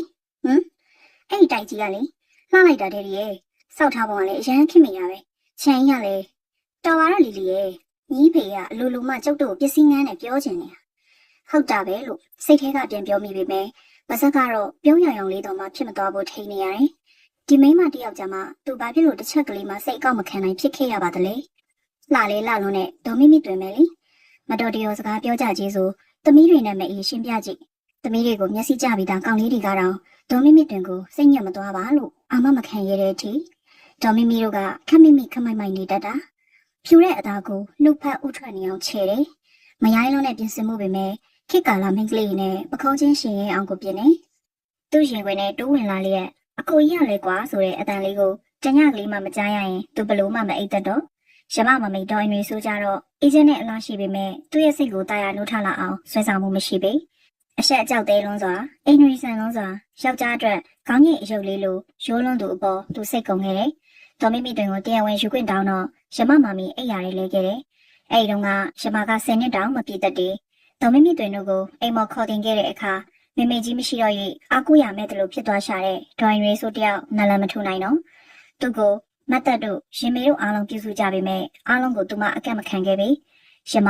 သူ့သမီးလေးရမတယောက်ကိုအနားမှာအမြဲထားတယ်။တတွတ်မဆုံးနိုင်တဲ့စကားတွေမှားနေတာကိုမကြတွေ့ရမြဲ။ကျမရဲ့တွေးသားဆိုလို့ဒီအိမ်ကြီးမှာကျမသမီးလေးတယောက်ပဲရှိရတာရှင်သိပါရဲ့နော်။ကျမကြမနေရတော့ဘူးဆိုတာလေအားလုံးသိကြမှာပါ။သမီးလေးကိုကျမနာမှာတစ်ချိန်လုံးရှိနေပါစေ။ကျမသမီးလေးကိုရှင်တို့အတိုက်ဝန်းကဘာပစ္စည်းမှမပါပဲ။ကျမမိဘတွေပိုင်တဲ့ပစ္စည်းကျမပစ္စည်းတွေကိုပဲကျမပေးခဲ့ပါစေ။ရှင်ပစ္စည်းကတော့ရှင်မှာခွဲဝေစရာကိုပွားတွေများနေတော့နောက်ဆံမတင်းစွာနဲ့ပျော်တာသုံးပါတော့တေဂာနီးချိန်ထိသမီးလက်ကလေးကိုစုပ်ကင်အားကိုးစွာရှိခဲ့ပါတော့အိမ်တွေအခုမှမားရင်ရှိနေပြီလားအိမ်တွေရဲ့စွန်းတော်ခမအတန်ကြည်ကြဲလေးပြည့်၍အိမ်တကားရှိမှတကုံချေဆောင်ရက်တယ်အိမ်ထဲမှာမမနွေဆိုတဲ့အိမ်ရှိမကခတ်တုတ်ထွက်လာတယ်ကောင်းလေးဖုံဖုံကြွသွားပါလားနောက်မှပါပါတယ်မမဒေါ်လေးနဲ့အိမ်ထဲမှာတီလာပေးနေပါတယ်ပြီးနေပါပြီအေးတို့အိမ်ထဲကိုပြင်ချင်လို့ဒီနေ့အုံးထမင်းချက်သားချက်တယ်ဖုံဖုံကိုဆုံးကပ်မလို့စောင့်နေတာတကုံဝမ်းတာလုံးဆိုသွားတယ်သူလဲအုံးထမင်းနဲ့ချက်သားဆိုလွန်စွာကြိုက်လာသည်မဟုတ်ပါလားအပြန်ဖုံဖုံတပိတ်ထဲလဲလောင်းလိုက်မိမှသေးကြအားလုံးသူ့ကိုပါကျွေးမွေးပြီးကျောင်းကိုပြန်လာကြတော့တကုံရင်ဆု့သွားရတော့တယ်မင်းညီမလေးကိုမြို့ကဖုံးကြီးရဲ့ကျောင်းတကာကြီးလင်မယားငွေစားကိုခေါ်သွားတယ်ကွယ်ဖုံးတော်ကြီးစိတ်လက်မကြည်သားစွာပြောလာတယ်ဟာကျွန်တော်တပည့်တော်မသိပဲထဲလိုက်ရလားဖေ။ညီမလေးကိုပြန်ခေါ်ပေးပါဖေ။ညီမလေးငိုသွားမှတပည့်တော်သိပါတယ်။မင်းမသိပဲထဲရတဲ့အကြောင်းကမင်းရဲ့အတော်ကိုယ်တိုင်ဥဆောင်ကောင်းကြီးလိုက်လာပြီးထဲပေးလိုက်တာမို့ဘုန်းကြီးတို့လည်းမသားတာဘူး။ဒီမိမကြီးမိမယုတ်ကြီးအားကောင်းနေပါကွဲကုန်ပြီလားမသိတဲ့နှက်ခမ်းနေပါစက်တွေကရှင်လေးကအပူကြောင့်ချက်ချင်းတင်းမှ6တွေ့လာတယ်။နားထဲမှာလူတန်းနေလားသူဘာမှမဝေခွင့်နိုင်။သူဘာဖြစ်နေရလဲကိုမသိ။သူသိတာကလက်ထဲကစွန်ကြိုင်ကိုစောင့်ကနေချကဒေါ်မြမြအိမ်စီကိုတဟုန်ထိုးပြေးထွက်ခဲ့တဲ့ခြေလမ်းနဲ့ဒေါ်မြမြအိမ်ရှိကိုရောက်လာခဲ့။ဆူညံတန်လိုခေါ်တန်လိုကားတန်နေလာသူကြားနေရတယ်။သူ့ဘာကိုမကယူမဆိုင်မီခြံဝင်းတကားကိုကိုလုံးနဲ့ပြေးအဆောင်ဆွေးမြေနေတဲ့ဝင်းတကားကကျိုးပဲ့ပွင့်ထသွားပြီးတကုန်းကိုလုံးကြီးခြံဝင်းထဲကိုဝန်းဝင်းထဲတွင်ကျသွားလျက်ရေပွက်ကျဲကြီးတဲ့မျက်နှာအက်ကဘွမ်းစုံမှောက်ရကျသွားတော့တယ်။အေးစိမ့်နဲ့အထီတွေကြောင့်တတိကပြန်ဝင်လာတယ်။စောစောကရင်ထဲကပူလောင်မှုတွေနှက်ခမ်းတွေတင်းလျက်ထူအန်ကြီးဖြစ်လာခြင်းများပြီးတော့ခေါ်တယ်နေမဟုတ်ဘူးတယောက်တည်းခေါ်တာတကွန်စိတ်ကိုမပြန့်လွင်အောင်အတင်းဆွယူနေရတယ်တာလူလေးတကွန်မောင်တကွန်တတိယပြီလားတကွန်လူလေးကိုယ့်ရဲ့ပခုံးကိုတစုံတယောက်ကင်လုံနေတာကိုအသိစိတ်ကခံစားလာရတယ်ပြီးတော့အတန်ကမျက်နှာရှိမှနီးနီးကက်ကက်ဘသူ့တန်လဲဦးလေးထွန်းဟုတ်တယ်ဦးထွန်းအသိနဲ့ကိုကက်လာတဲ့တကွန်ငေါက်ကနေထထိုင်လိုက်တယ်သူ့မျက်နှာစပင်နေနဲ့အင်ဂျီရင်ဘတ်စာရီမှာဆူဆိုရင်ပူပန်စွာကြည့်နေကြတဲ့အိမ်လုတ်သမားတို့ကိုလည်းမြင်ရပြန်တယ်။သူဘာဖြစ်သွားလို့လဲ။သိပါတယ်။အိမ်မမတ်နေလိုက်တာများတကွန်ဟာဟိုငငယ်တုန်းကအတိုင်းအင်ကြီးပခုံးပြေစပင်ပုတ်တိုက်လေးနဲ့လက်တစ်ဖက်ကစွန်းတော်ကြိုင်လေးကိုဆွဲလို့လူလေးမင်းဘာဖြစ်တာလဲကွာ။ဦးလေးထွန်းနားမလည်နိုင်စွာမေးရဲ့။ဘာမှမဖြစ်ပါဘူးဦးလေးထွန်းရအိမ်မမတ်တာအတိတ်ကဖြစ်ရဆိုတော့ကိုတွေးမိပြန်တော့စိတ်ကဘလို့မှမကြည့်တော့ဒရင်ဘတ်ပေါ်မှာတုံမုံစာထထားတဲ့သူကိုအားလုံးဘာတစ်ခုမှထပ်မမေးကြတော့တကယ်ဆိုနေရင်းကြောင်တော်ကြီးဒီလောက်ထိလှုပ်မရခေါ်မရတတိလစ်နေရတာဘာဖြစ်တာလဲလို့သူတို့သိချင်ကြပါ၏ပြီးတော့ဦးလေးထွန်းဟေးတကွန်အိတ်နေတော့ကစုံမကြီးမင်းမယုတ်ကြီးနဲ့တားကျုံးអော်နေတာရဲ့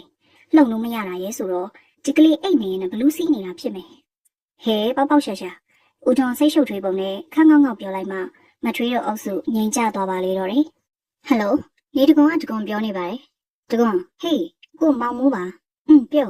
ာတကွန်လက်ထက်ကအတချီ case ကိုစပွဲပေါ်ပြန်တင်၍ကလထိုင်မှာထိုင်လိုက်ရတယ်ပြီးခဲ့တဲ့9လပိုင်းရရှင်းတဲ့မှာငါစီရင်နေကွာနေတာအဲ့ဒါမင်းကြည့်လို့ပေးပါကွာအသိဒုက္ခရောက်နေလို့ပါမင်းမမကင်ရင်အဲ့ဒါမင်းဘက်ကလွဲသုံးစားမှုဖြစ်နေလို့လားလုံးဝမဟုတ်ပါဘူးတကယ်ချင်းဟာငါချေချော်လက်ချော်အဲ့ဒီချေချော်လက်ချော်ကိုမင်းဘက်ကအကြောင်းပြချက်ခိုင်ခိုင်လုံလုံနဲ့ရှေ့ဘက်မှာလုံးမဲ့စီဝေးမှာတင်ပြလိုက်ပါမမို့လူမှုရေးနဲ့လုပ်ငန်းခွင်ကရောပစ်လို့မရဘူးမင်းလည်းသိပါကွာရောခိုင်းတာမဟုတ်ပါဘူးတကွန်ရဒီတခါနောက်ဆုံးကူညီပါကွာအဲ့ဒီပန်းလာကုမ္ပဏီကိုနေတကွန်နာမည်တောင်ပြောင်းပြီးပြီပဲအဲ့ဒီအစည်းအဝေးမှာရှယ်ယာတွေငွေပြန်အမ်းပြီးမင်းတူးသေးပိုင်လွှဲပြောင်းယူတော့မှငါသိပါရဲ့ကွာဒီကိစ္စကြီးကျွန်တော်တာဝန်ယူပါရဲဆိုပြီးရပဲဦးတော်တော်စိတ်ပြတ်ဖို့ကောင်းပါလားမောင်မို့အဲ့ဒီကိစ္စကြီးပြီးမှပြောကွာငါမှကိစ္စရှိသေးတယ်ဟာမလုပ်ပါနဲ့တကွန်ရငါမှမင်းအကိုနဲ့အသက်ဆက်ရှင်ရတော့မလို့ဖြစ်နေပြီကိုညီပါကွာတကွန်တစ်ချက်ငိုင်သွားမိတယ်ငယ်ပေါင်းကြီးပေါ်တငယ်ချင်းမဟုတ်ခဲ့ပေမဲ့ကျောင်းမှာဆိုတော်တော်တွဲဖြစ်ခဲ့တဲ့တငယ်ချင်းပါဒါပေမဲ့ခုလိုခွင့်ရေးယူတာမျိုးတော့တကွန်မနဲ့မြုံနိုင်ရှင်းနေသူချင်းမို့ပြတ်တောက်စွာပြောဖို့လေတင့်နေနေရပြန်နေမောင်မို့ဟေးငါလမ်းကြောင်းပေးမယ်မင်းကြိုက်တဲ့လမ်းကိုရွေးဟေးပါလေတကွန်ရငါ့ကိုတော့မျက်နှာမလွှဲလိုက်ပါနဲ့မင်းစင်းရင်မှာငွေဘယ်လောက်ကွာနေရလဲ10 သိန်းအဲ့အတွက်မင်းဘာမှမပူနဲ့တော့ဟာကျေးဇူးတင်မတင်နဲ့အောင်ငါပြောဦးမယ်မင်းရဲ့ပန်းလာကုမ္ပဏီဟာနေတကွန်ဖြစ်သွားတဲ့အတွက်မင်းလည်းအလုပ်ဆက်ဝင်ဖို့မလိုတော့ဘာဘလို့ရှင်းပါတယ်ငါကုမ္ပဏီမှာအလုပ်ကိုလေးစားပြီးတစ္ဆာရှိတဲ့အလုပ်သမားမျိုးပဲရှိစေရမယ်နောက်တစ်ခါထပ်ပြီးငါမတွေ့ဝေချင်တော့ဖုန်ချ၍ရုံးခန်းထဲကထွက်လာခဲ့တယ်10 သိန်းဆိုတာကိုဂယုံမဆိုင်စွာခြေဖြတ်ပစ်ထားနိုင်ခဲ့တာကြီးကျယ်ပြခဲ့တာမဟုတ်ပါငွေ10 သိန်းနဲ့တန်ကြီးဖြတ်လိုက်ပါရောလားလို့မောင်မိုးကိုယ်တိုင်လည်းသိရောပေါ့တကွန်လူမိုက်အားပြီးလှုပ်ချင်ရတော့မဟုတ်ခုလုပ်ရဟာမှန်ကူမှန်ရမယ်ဆိုတာယုံကြည်ပြီးသားအဲ့ဒါသူရဲ့စိတ်တက်ကြာကြာတွေ့ဝင်နေရတာမျိုးလေတကွန်မှမရှိဘူးခဲ့တာအမှန်အเจ้าရာတစ်ခုကိုအချိန်နှဲငယ်တွင်ပိုင်နိုင်စွာဆုံးဖြတ်ရတာစူးစူးကောင်းကောင်းနောင်တမရတတ်တာပြီးတော့မှန်နေထင်ရိုင်းနေပြောပါပြောကြက်ကနေပြောချရတာအဲ့ဒါတွေဟာတကွန်ဆိုတဲ့လူသားတအုပ်ပေါ်အားလုံးဂရုစိုက်အကဲခတ်ပေးရသည့်အထိစိတ်ဝင်စားမှုဖြစ်စေတဲ့အကြောင်းတွေပါမမမေခေါ်ရစို့တော်တတ်ပိုင်ကိုမမြင်ဘူးသူလို့ဒေါ်ရင်မေပိုင်ကြီးကြည့်မယ်။အော်ညီမလေးရဲ့လို့ကို့မဒုက္ခိတယူများတစ်ချက်လေးမင်းမြန်ဖို့တော့မရပြုစုဖို့ဆိုတာဝေးလို့အိမ်ကိုရောက်လာတိုင်းမောင်နှမတွေကောင်းချင်းရိုက်တိုင်းမင်းကြတာကအမွေကိစ္စမိမိကြီးကမောင်နှမ၄ယောက်အတွက်အမွေကို၄ပုံအတိအကျခွဲထားခဲ့ပြီးသားလုံးဝသဘောမတူနိုင်တဲ့အစင်တန်းကွာလာပါတယ်ဆိုတဲ့မိန်းကလေးတယောက်ကိုမှမြင့်မြတ်နုံနုံချစ်ပါတယ်ဆိုလျက်ပြက်သားစွာလက်ထပ်သွားသူသားတယောက်အတွက်မိမိကြီးကပြက်တောက်စွာဆွန့်ပစ်ထားခဲ့တယ်ဒီကောင်ငါသားမဟုတ်ဒီကောင်ဘာအမွေမှမရစီအောင်စသဖြင့်ဂယုဏဒေါသတွေကြောင့်စကားတွေကြုံခဲ့ရတယ်ညီကိုရင်းနေပေမဲ့အကိုကြီးထပ်ပိုင်ကဆိုသတင်းစာတွေကအမွေဖြတ်ဖို့ထိတွတ်တိုက်တွန်းနေတာသူမလက်တွေပါတကယ်ဆိုကိုကြီးတက်ထပ်ပိုင်ကအကြီးဆုံးသူမကဒုတိယသမီးမောင်လေးဆက်ပိုင်ကတတိယသားတက်ပိုင်ကအထွေးဆုံးဆိုသလောက်ဆိုးလဲဆိုးလာတယ်စိတ်သက်အခန်းကအကျဉ်းနာနေလာသလိုပြောလိုက်တဲ့စကားလုံးကခံရသူမတတ်တာလားမောင်လေးဆက်ပိုင်ချေရဖြောက်သွားပြီမဲ့ဒေါ်ရင်မေပိုင်မရမကစုံစမ်းခဲ့တယ်မေမေကြီးဆန္ဒတွေကိုလည်းသိနေလို့ပါပြီးတော့သဘောထားဖြစ်စဉ်၍လောဘတကာရနေလာတဲ့မောင်လေးတယောက်နစ်နာသွားမှသူမဆိုးလာတယ်ပိုင်ကေဟာရဲ့ချမ်းသာကြွယ်ဝမှုတွေဟာနည်းနည်းနော်မဟုတ်အကိုနဲ့ညီမငယ်တွေးထိုးချက်တွေထိုးနှက်ချက်တွေကထိရောက်လာတာမို့ตาလေးပေါ်စိတ်ပြေသလောက်ဖြစ်နေပြီဖြစ်တဲ့မိခင်တယောက်ရဲ့ရှင်မှာစူးစူးနဲ့ခံစားနေရရှာတာသူမအမြင်မေမေကြီးမှာသားသမီးတွေရဲ့ခါတိလာတဲ့ဥပိ္ပခတရားတွေကိုရှင်နာစွာလက်ခံနှားထောင်ရင်သားလေးရဲ့ပြတ်သားစွာတိတ်ဆောင်နေခြင်းတို့ပေါ်ဝမ်းနည်းစွာခံစားရင်သားငယ်တနေ့လာနုံနဲ့မျှော်ကူးနေရကိုဘသူကမှဖွင့်ဟပြောကြတာမျိုးမရှိပေမဲ့မေမေကြီးမျက်နှာကိုမှန်လို့ကြည့်နေတဲ့ရှင်မေပိုင်ကနားလိုက်ခဲ့တယ်။နောက်ဆုံးမေမေကြီးကိုဖွင့်ဟတိုင်ပင်ကမောင်လေးရှိရဲ့လို့သတင်းကြားရတဲ့စကိုင်းတောင်ရိုးဘက်ကိုရောင်းမဖြစ်သူဒေါ်အင်ရီစုကိုအဖော်ပြသွားခဲ့တယ်။ဒေါ်အင်ရီစုကလည်းခင်မွန်းဖြစ်သူရဲ့လောဘတရားတွေကိုမတက်တာလို့ကြည့်နေရသူမို့လင်လောက်သူကိုတမျိုးလှည့်ပြောကဒေါ်ရင်မေပိုင်ခေါ်ရကိုလိုက်လာခဲ့တယ်။မေမေကြီးကတော့တားပါလာတော့မယ်လို့တတိချယုံကြည်လေးရဲ့မလောက်တာအောင်တောက်ပြီးချီပြီးတွန်းထိုးပြောလာတဲ့စကားများကြကပင်အမွေလေးပုံကိုတိတိကျကျခွဲပြစ်လိုက်တယ်။အဲ့ဒါမေမေကြီးမတရားတာပဲ။စက်ပိုင်ကိုတားပြစ်ကဆွန့်လွတ်ထားခဲ့တာဘလောက်ကြာနေပြီလဲ။ပြီးတော့သူယူထားတဲ့မိန်းမဟာပိုင်ကေဟာအဆင့်တန်းနဲ့လုံးဝမအဆက်တဲ့မိန်းမမေမေကြီးပြောတဲ့ပိုင်ကေဟာရဲ့ဂုံရှိန်ဝါတွေကိုမေမေကြီးပဲပြန်ဖြတ်စီတာကျွန်တော်တို့တွေရဲ့မျောလင်းချက်တွေကိုလည်းမေမေကြီးပဲဖြတ်စီတာတော်စံတရိတ်စံကျွန်တော်ကိုရိုက်ချင်လဲရိုက်တော့မေမေကြီး ကျွန်တော်ရမ်းကိုခံစားရတယ်ဗျာဒီကြားထဲဟိုမိမကလည်းပျောက်စီနဲ့လင်းကိုခွေးလောက်သွားတယ်သူ့ကိုကောင်းစားဖို့ဒီကောင်ကလုံးပန်းလိုက်ရတာဒင်းကတော့သူ့ရဲကောင်းကြီးလှုပ်ပြီးရင်ကော့ထွက်သွားတယ်ကိုလင်းကိုတော့အုပ်စာယူလို့ပြောတယ်မိမပြောတာမမအောင်ချက်ပိုင်ကိုညီရင်ခောက်ကြီးကိုတော့ဘယ်နေရာမှာပဲငတ်သိနေနေကိုကောင်းစားရင်ပြီးရောဆိုပြီးအမွေလူနေကြတာနင်တို့ကိုမရှက်ကြဘူးလားဘေးကထိုင်နေတဲ့တသက်ပိုင်ကတစ်စက္ကန့်ထပြန်နေမေးပဲမြောင်လင့်နေကျင်နာနေတာပါကိုလေးကဖြင့်မေးထက်တော့မှနာကြည့်သေးထွက်သွားကြတဲ့ကခုထိတစ်ခေါက်ပြန်လာလို့လားသူတော်မှမိဘအမွေကိုလက်ဖြတ်မတောင်းချင်တဲ့မာနာရှင်တက်တော့ကဘာကြီးဆက်ရမှာလဲတွက်လက်တဲ့တက်ရဲ့စကားကထက်လာတယ်မေမေကြီးမျက်နှာရေးခနဲ့ဖြစ်လျက်ငိုင်းကျသွားလေအမွေကိုသုံးပုံပြန်ခွဲပေးပါမေးရဲ့စက်ပိုင်တဲ့နေ့ကိုညီလာတောင်းရင်ထိုက်တဲ့လောက်ကျွန်တော်တို့ပေးပါမယ်ဘာပြောလဲစက်ပိုင်ကလည်းငါမွေးရတာပဲငါသားကငါပိုင်တဲ့ပစ္စည်းကိုမင်းတို့စီမှာလက်ဖြန့်တောင်းရမယ်မတထားရေးစားတောင်းစားရမယ်ဟုတ်လားမေမေကြီးတန်ကတုံခါနေမှတ်ထားထပ်ပိုင်ငါမပြတ်သားသေး၍မင်းတို့ပြောချင်တိုင်းပြောနေကြအောင်ပါပဲအခုအမွေလေးပုံပေးထားပြီဘလို့အကြောင်းကိစ္စနဲ့မှဒီအမွေစာချုပ်ဟာပြုတ်ပြင်ပြောင်းလဲသွားမှာမဟုတ်ပျောက်ကွယ်သွားမှာမဟုတ်ရှင်းနေကြီး၃ယောက်ဆုံးကြီးရှိမှငါစာချုပ်ချုပ်ပြီးပြီထပ်ပြောရအောင်မယ်ငါသားကိုငါဟာတရားဝင်သားဖြစ်ကဆွန့်လွတ်ခြင်းကြီးညာခဲ့တာမဟုတ်တဲ့အတွက်ငါလောက်ရက်ကိုဘလို့လူမျိုးကမှဝင်ဆွတ်ဖက်လို့မရအောင်ဒါပဲဦးသက်ထပ်ပိုင်မျက်နှာကြီးကလည်းသွေးတွေပေါက်ထွက်လာတော့မတက်ညီရဲခတ်ထန်လာတယ်စကားတစ်ခုကိုမေမေကြီးပဲပြောတာဝင်ချီထွက်ချီစကားတစ်ခုကိုမေမေကြီးပဲပြောရတာပိုင်ကြီးရဲ့အရှင်သခင်တယောက်ဟာစကားတစ်ခုကိုဝလုံးကနေဝချမ်းပြောင်ပြောရတာရှက်เสียဗျာဘာကြည်စံခွေးတရိစံဒါပဲဆိုနိုင်ပြီမေမေကြီးပုံချသွားလိုက်တာအသက်ပါသွားရသည့်ထိခံစားသွားခဲ့ရပါတယ်အားလုံးအဖြစ်ဆုံးတက်ပိုင်ဆက်ဆုံခင်းပြခြင်းမှာဒေါ်ရင်မီပိုင်စေးရုံပေါ်မှာမလုံနိုင်မရှားနိုင်ဘဝနဲ့မျက်ရည်ဖြန်းဖြန်းကြားလျက်ကြားနာခဲ့ရပါတယ်တကယ်တော့သားဖြစ်သူကိုစောင့်လျက်တွေ့မသွားရပါမေမေကြီးကန်ဆိုသလိုသူမဘွားလည်းမောင်ဖြစ်သူကိုခေါ်မရနိုင်တဲ့အဆုံးအပြန်လမ်းမှာကားမောက်လျက်စေးရုံပေါ်ရောက်ခဲ့ရတဲ့ကန်ဆိုးမတအူပဲမဟုတ်ပါလားကားမောက်တဲ့ထဲမှာသူမကန်ဆိုးစွာအောက်တစ်ပိုင်းတည်ခဲ့ရတယ်လို့ရှောင်းမဖြစ်သူခမရလဲခြေတစ်ဖက်မတန်တဲ့ဒုက္ခိတဘဝကိုရောက်ခဲ့ရရှာတယ်အဲ့ဒီကလေးကရမေရှာကောင်းနဲ့ကိုကြီးထပ်ပိုင်တယောက်ဒေါ်အင်ရီစုကိုလှည့်၍ပင်မကြည့်တော့ပဲအပျော်ရှာတော့တယ်ခြေတစ်ဖက်မတန်တဲ့ဒေါ်အင်ရီစုခမရရှောင်းမဖြစ်သူသူမကိုလည်းအားကိုးရမရလင်းရမကျင်တာနဲ့မျက်ရည်နဲ့မျက်ခွက်ပြတ်တယ်မရှိတက်ပိုင်ကလည်းသူမနဲ့အင်ရီစုကိုကြည့်မရလို့ဆိုကအကိုကြီးဖြစ်သူဘာလို့အားပေးနေတယ်လူကြီးကြီးကြားမြေစာပင်လေးဖြစ်ရသူကရမပိုင်ဆိုလေသူကလေးခမရတရေသမီးလေးဖြစ်ပါလေနဲ့သူတကားလေးလိုဝတ်စားပျော်ရွှင်စွာမနေရရှာပဲအမြဲအပူရုပ်ကလေးဖြစ်နေရတယ်အမြဲတမ်းကြည့်မျက်နှာပြောင်ပြောင်အင်ကြီးဘူဒီဘတ်တီနဲ့ဖေယိုဖျဲကောင်းပါလေမမမေအတွေ့တို့တိကနေပြက်လျက်မျက်စိထဲမှာဒေါ်တက်ပိုင်အရှိကပြန်ထင်လာတယ်တော်သေးရပေါ့ပြန်ထူးသေးလို့ငုတ်တုတ်ကြီးများအသက်ထွက်နေပြီလားလို့ကြည်စမ်းအငယ်ဆုံးညီမငယ်ကပြောတဲ့စကားအောက်ထပ်မှာဘယ်သူမှမရှိကြဘူးလားမမမေရရှိတယ်မှတ်လို့ပါကွယ်ညီမလေးကိစ္စရှိရင်သွားမှာကိစ္စတွေထူးမရှိပါဘူးမမမေစီလည်းတမင်လာခြင်းလို့ကိုတက်လာအောက်ထပ်မှာဘယ်သူမှမရှိကြဘူးမမမေဘာခိုင်းစရာရှိလို့လဲနေပါစီတော့ကွယ်မမမေပြင်းတယ်လို့ဖြစ်နေလို့စကားပြောအောင်ပါခိုင်းစရာလူတွေလည်းရှိတာပဲဒါနဲ့မမမေတော်တက်ပိုင်မျက်မှောင်တစ်ချက်ကြုံလေရဲ့ဟိုတကွန်ဆိုတဲ့မာနအိုးဘလို့မြင်လဲတော်ရင်မေပိုင်ရဲလေးပြုံးတယ်မာနအိုးလို့ညီမလေးမြင်နေပြီပဲဟာမမမေကဘာချက်ပြောအောင်မလဲအဲ့ဒီကောင်လေးကိုတတ်တော့အရန်မျက်မှောင်ကျူတယ်ကိုလေးကလည်းဘလို့စိတ်ကူးမျိုးရင်လည်းဒီကောင်ကောက်မွေးစားတယ်လည်းမသိပါဘူးဆွေမစစ်မျိုးမစစ်ဆိုဘယ်နဲ့လုံးမလဲတိတ်ဆွေမျိုးစစ်တာပေါ့ညီမလေးရဲ့မောင်လေးကမိုးကုတ်မှာကြီးပွားချမ်းသာလာပြီးရန်ကုန်မှာလုပ်ငန်းတွေပွားရန်ကအရန်အောင်မြင်လာတဲ့ချိန်တကွန်းတွေ့တာပဲအဲ့ဒါပြောတာပေါ့ကိုလေးစီးပွားရှာတာသူမျိုးဘူးဆိုဖို့ဖြစ်ကုန်တာလေချမ်းသာကြွယ်ဝလိုက်တာခံမှန်၍ပင်မရနိုင်အောင်ပြောင်းလဲသွားတဲ့ဥဆက်ပိုင်ရဲ့ဘဝနဲ့ဆုံးဖြတ်လှုပ်ဆောင်ချက်တွေကိုသူတို့မှမချစ်တင်ခဲ့အန်ခဲကြည့်နေအောင်မှ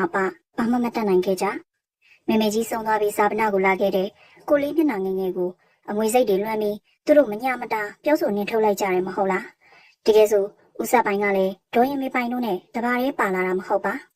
၃နှစ်နီးပါးသာပေါင်းတင်လိုက်ရပြီးဆင်းရဲပင်ပန်းစွာချို့တဲ့ပိန်လီလက်နာမကျန်းဖြစ်၍ဆုံးသွားရရှာတဲ့ချစ်စနီလေးကိုနှမျိုးတတမဆုံးကြည်ကွဲနေရခြင်းအမဖြစ်သူနဲ့မကြီးတို့လာခေါ်တော့ရှင်ထဲမှာနာသွားမိတယ်သူ့ရဲ့စီးစိမ်ဥစ္စာတွေနဲ့ချေရသူလေးကိုတင့်တယ်စွာသူလက်ထပ်ခွင့်မရ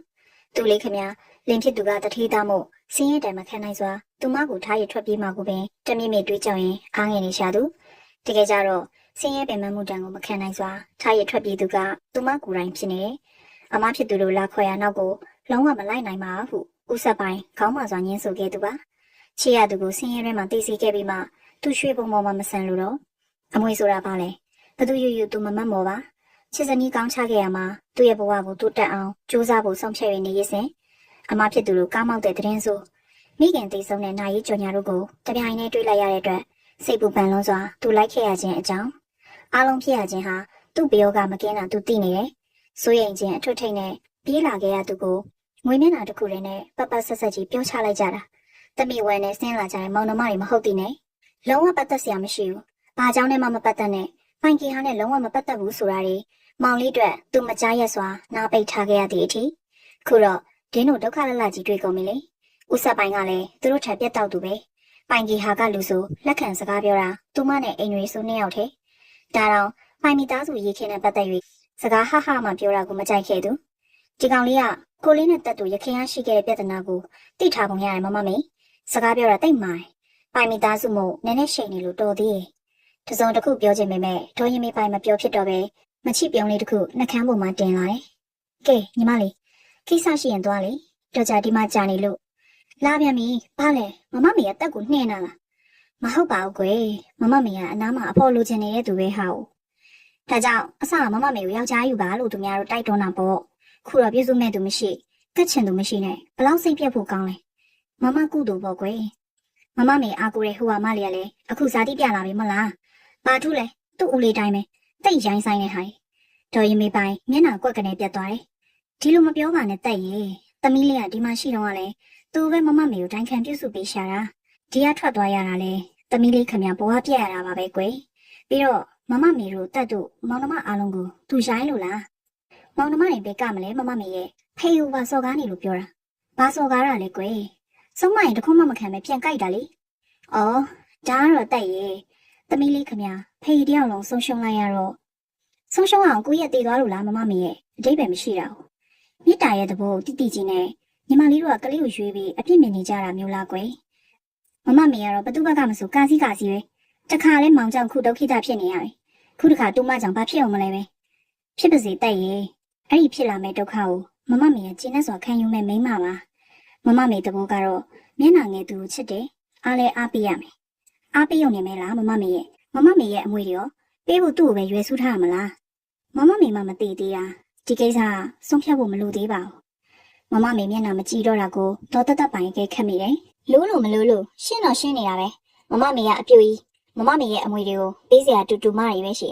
တယ်တူမတွေဆိုတာလဲဒီတူမလေး၃ယောက်ပဲရှိရအောင်စားဟိုနှစ်ယောက်ကိုမမေလုံးဝမရွယ်ဆူးတာတေးကြနေတာဆိုတော့ရမတယောက်ပဲရှိတာပဲအေးပေးချင်တဲ့စိတ်ကူးရှိရင်တော့ तू ကမယူမဆိုးလို့ပို့ရအောင်မှာတော့တတ်ပိုင်မဲ့ရွယ်သွားလေတယ်အမွေပေးရများဘယ်သူမယူပဲရှိမလဲမမေရဲ့မမမေရလေအဲ့ဒီတူမတယောက်ကြမှာတိတ်ကိုထင်ကြီးတာ哦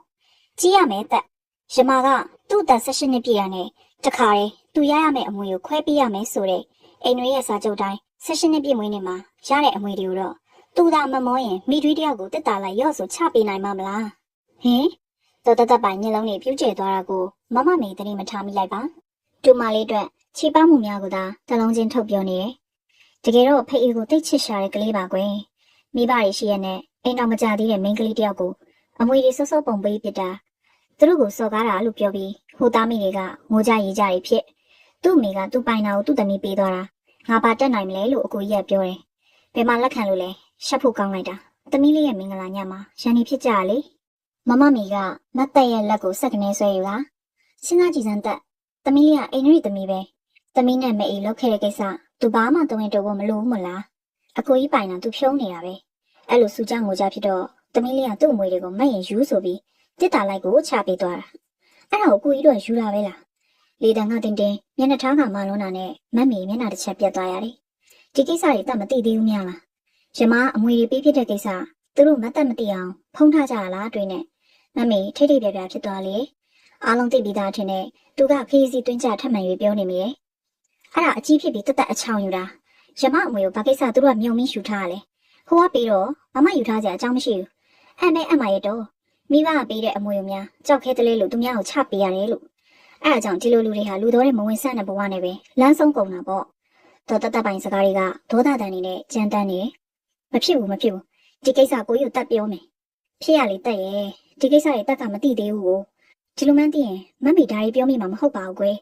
မမမေကိုတနာရင်တက်ဘာမှပြဿနာမရှာပါနဲ့ညီမလေးရဲ့နော် ပြဿနာဖြစ်ကြရင်မမေမျက်နှာဘယ်နှသွားထားရမှာလဲမမမေကဒုက္ခိတကြီးပါအိုးမမမေကလည်းသူတို့မမမေကိုလှည့်ရန်ရှာကြည့်ပါလားတက်နဲ့တွေ့သွားမှာပေါ့မမေတက်အိမ်မှာလိုက်နေလေရတယ်